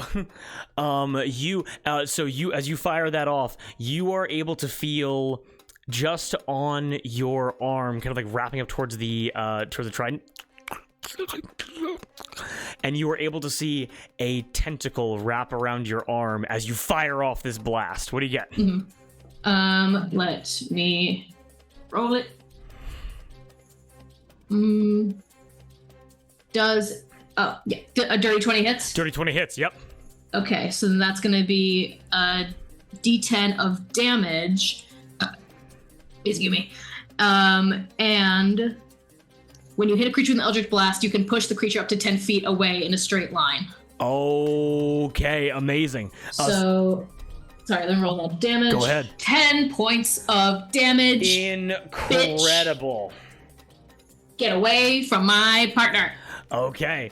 Cowrie, as you are recovering, bleeding in this water, as you were able to breach back to the surface very quickly, and as the All-God Cleric stands above you, what does your Eldritch Blast look like, Olive? I think it is. It starts out as that tentacle, like deep, dark blue, almost black energy in this tentacle that creeps towards him, and then once it impacts, it explodes in emerald green light.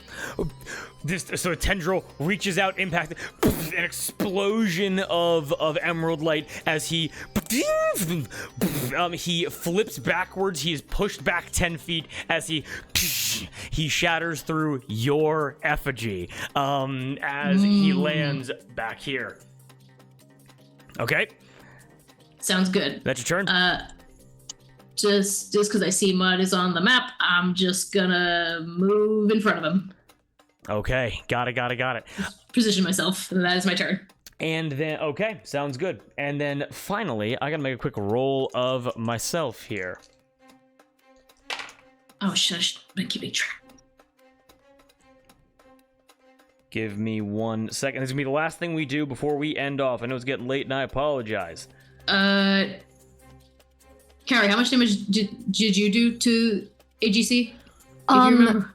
I think it was 15. 15, and then AJ, how much did you do total? Total, me and Rahi did 28. 28, and then her, did you damage AGC? No, I missed both times. Okay.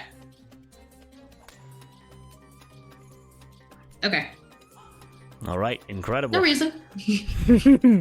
And I have one final question as I focus in.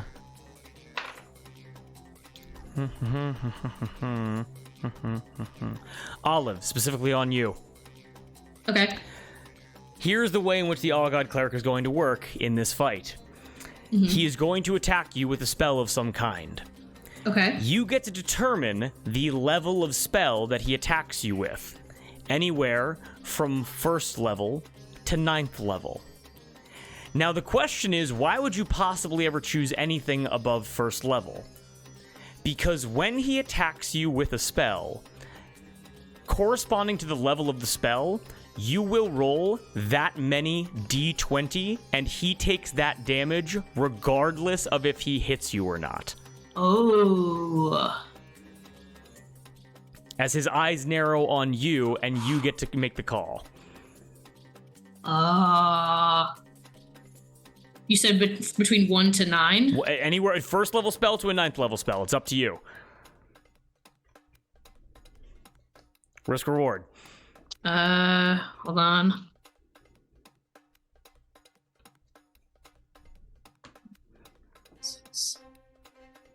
Nine. Man, she didn't even think about it. I have 9 d20. Do you not remember what Carrie said to you like 10 minutes ago? Nope. I'm using this to fuel. Okay, I need you to roll 1d4 for me and give me the number. Okay. 1. Remember, he did send us to hell. You do remember that. And I came back. Why do we keep forgetting this?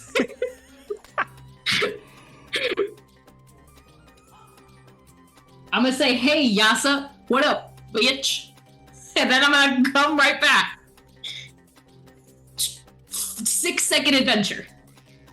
6? 6? 7? 6, 7? 6, 7? Okay. Who said that? You watch as the All-God Cleric.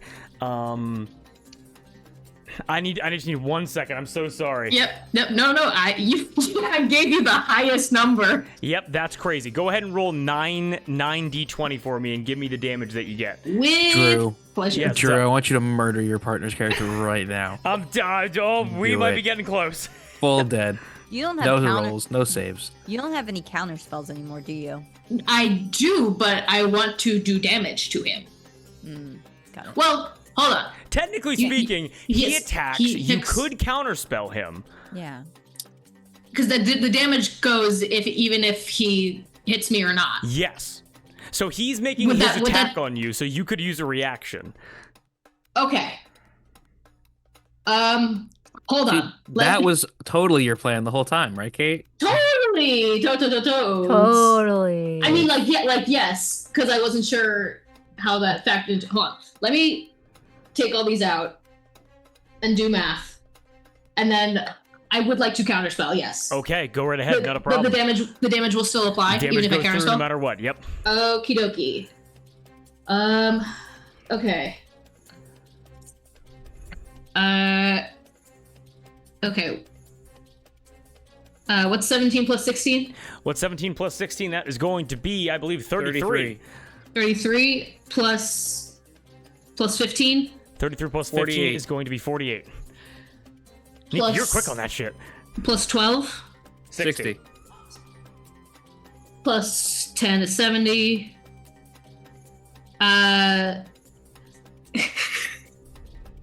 Should you not? 76 points of damage. Chops. Seven. Unk. Okay. But flipped around, that's like 6, 7. You are able to. I'm actually going to very quickly just pull something up. I need Gregorian Chants. I need. Oh. Do you want me to roll that counterspell? Yes, please, go ahead. It's going to be Yeah, a so- 9th level spell. So it's a DC 19. Okay, DC 19. Okay. It's been a while. How? Been a while. The Constitution. I didn't interrupt creature. Wait, sorry. Remind me of the rules of counterspell. Does I roll? So it's so the DC. So what kind of roll am I making? DC 19 is going to be a standard counterspell roll. It's 10 plus the spell's level, because I know you can cast at 4th level. Yeah. What do I add to? Do I add my spell modifier? I believe so. We're getting into the weeds. Apologies. No, I'm good. I think it's your spellcasting modifier you add. Okay. We'll go It with should be because like you only have one level of spells, right? As a warlock, so I have 2 4th level spell slots. Yes. Yeah. So technically, I am casting this at. I'll cast this at 4th level. So it's going to be your spell attack modifier then. Spell attack modifier. Okay. Thank you. DC 19. Okay. I'm gonna flip my coin. Okay.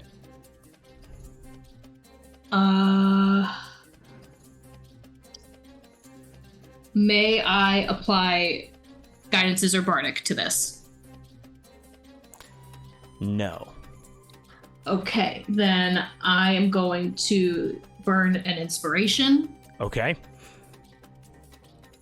Which one do you want the best? You. No, it's a. The best was a 17. A 17. Okay. Yeah. This will be the last thing that I describe before we end off today. Mhm. The All-God Cleric holds his sword high, but his blood high as well, because blood begins leaking out. It begins leaking out of the pipes and begins covering his tumorous arm, begins covering his chest, covering his head as he's baptized in his own blood. As he looks out to you, Olive, as he says to you, "To the depths you consign me. Really? Look upon what you have done here." And you're able to see the battle raging behind him of all the people killing each other, this conflict, as he says back to you, You believe that this is torturous, that this is some kind of hell of my own creation. Well, I can promise you, there are much worse places you could be. And as he says that, he begins to swing his sword rapidly all around him, cutting slivers in reality each and every way he does it. And because his blood is covering him, and because it is draining all across him, he rolls on the Wild Magic Surge table. That's my gambit. That's my thing. That's my my thing. Thing. As a result of that, what occurs now is as he cuts holes in the world, you're able to notice these holes spread wide directly in front of him. And inside, you are able to see a rippling of browns and grays and a blue shimmer. As, with his wild magic surge, allowing him to cast Thorn Whip on 3 individuals, pulling them towards him. Darby, because of your scheduling conflicts next session, I'm going to say this is going to be a failure from you as you are close getting out of the water. Mud automatically fails. Olive, I'm going to need a dex save, DC 15 from you. Okay.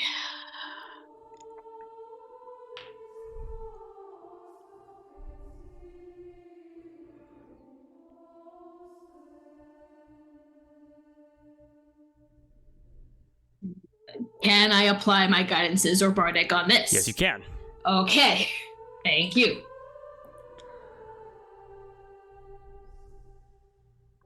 You said DC 15? DC 15.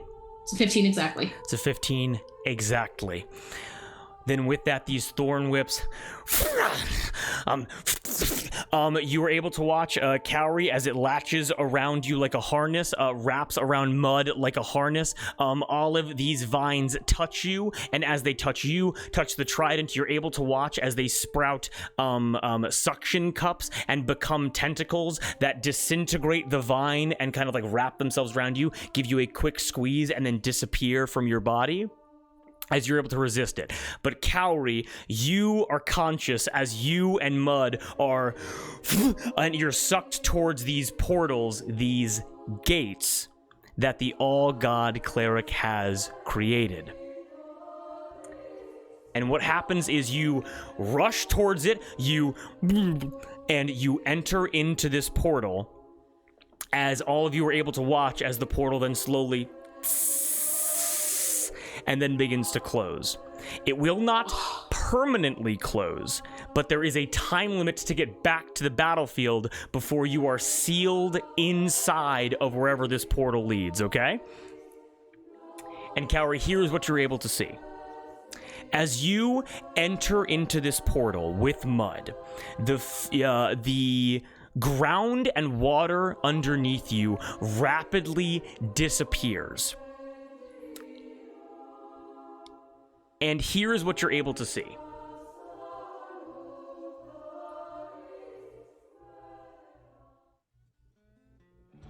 As you fly through these portals, you suddenly hit onto a solid floor, not made of stone, but made of wood. You clamber onto this wooden floor, rolling along with Mud. And as you begin to pick yourself back up, you look around and you're inside of what looks like a massive, wooden, room of some kind. You're able to notice that this is a multi-leveled, almost like library, maybe like a symphony hall of some kind, as there are portraits covering the walls. You're able to see that all these portraits were seemingly it's almost like a black and white painting of some kind, but it looks like some kind of flash. Give me a quick intelligence check to see what you're looking at here. I'm good at those. Famously. So famous. 3. With a 3, you have no idea how so many paintings could be made, but all you know is that they are completely surrounding you. Okay. Wait a second. What's up? Now I'm thinking of paintings, so I'm thinking of Alateur. Am I in France?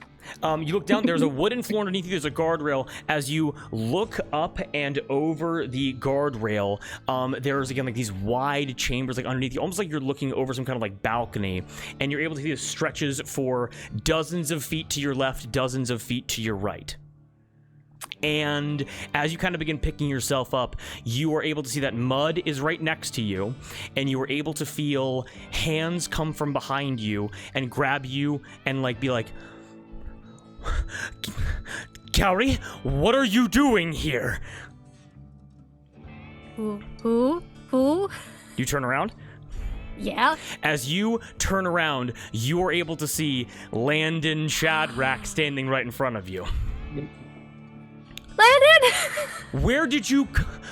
Landon looks and sees the portal right next to you, like that it's like 10 feet above you that you fell through to get into this room. He is in disbelief that he's seeing you right now. Where is here?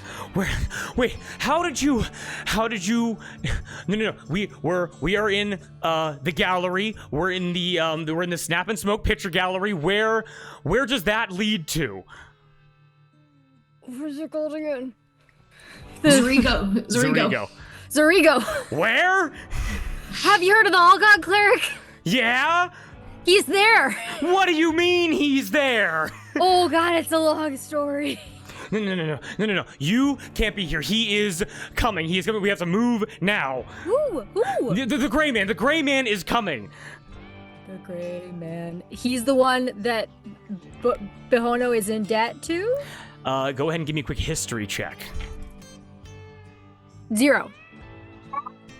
Okay.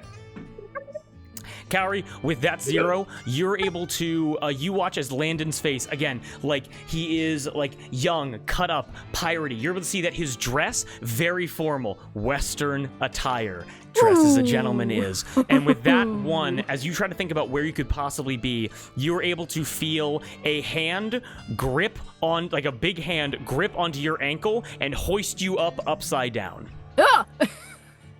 Hoisting you up upside down, and turning you around, you are able to see a wick-thin man, 8 feet tall, wearing a black, slender suit. He is completely bald, completely hairless from the nose down. There's not a touch of hair on his entire body, and his skin is just ever so lightly gray, and he looks at you like this. Oh, hello. Hi. Hi.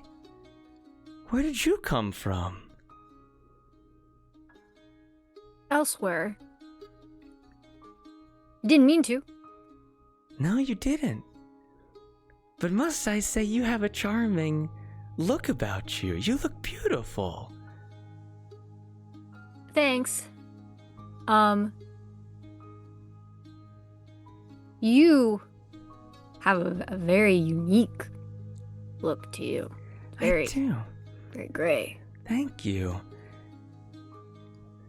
Landon, why did you not tell me this person was here? And you're able to see Landon looks horrified as he's like, I'm so sorry. I'm doing the best that I can to manage this. I'm just really apologizing. And he goes, shut the fuck up right now. I only just got here. He didn't really have a chance. Okay, well, I like the way you look. I'm gonna take your portrait now. What does that mean? You're gonna paint me? There will be a flash, and there will be some smoke, and your beauty will be captured forever. I hope that's okay. Ooh, I'm gonna take a rain check, I think. You are able to look down and see Mud, who is kind of like coming to inside of this picture gallery, as this gray man cocks his fist back and punches you in the face as hard as he can. Ooh. And as you see Mud beginning to get up, you come to the realization that this gate that was opened up by the All-God Cleric has taken you to somewhere within the fist. And as you are punched, as your lights go out, as Kaori disappears from the battlefield at the hands of the All-God Cleric, that is where we're going to end this session. Uh-oh. Why is it always Kaori being taken to new places? Technically, I'm always getting fucking kidnapped. It's my brother. Haha. Technically, it was Mud too. What did you say about my brother? Who say about my brother? It's not my shame, it's my brother. As I said. Does the All-God Cleric also have an action? Because you said that was his wild magic surge. So the gate was his spell, and the wild magic was the thorn whip. Got it. Okay. Perfect And that was combination. his Sometimes swords magical works turn. like that. Yeah. Sargy. And I wasn't able to see Moss's response, but yes. First of all, we all having a good time? Yes, and yes. To those that don't know, for the Mud Misadventure coming soon, probably next week, the Gray Man, the owner of the Flash and Smoke Picture Gallery, is Moss's fist enemy creation. Oh. And we're gonna watch them face off probably sometime next week when we do Misadventures Mud. He's freaky. Yeah. He's scary. He's freaky deaky. Oh. But the battle against the All-God Cleric has begun. It is 11 p.m. I apologize for keeping everybody here for so long. I appreciate your patience. Never. Everyone It's here amazing time. Everyone here needs to go to bed. So we're gonna quickly sign off. I have the best players in the world. We're back Best GM in the world. We're back after a month, and it feels like not even a day has gone by. Thank you guys so much for being so Exactly. awesome. Thank you. But everyone, sleep well. Moss will be catching you next time, and I hope everyone has a wonderful rest of your evenings. And yeah, thank you for coming to the table. Peace out, guys. Peace out. Good night, everybody. 6, 7.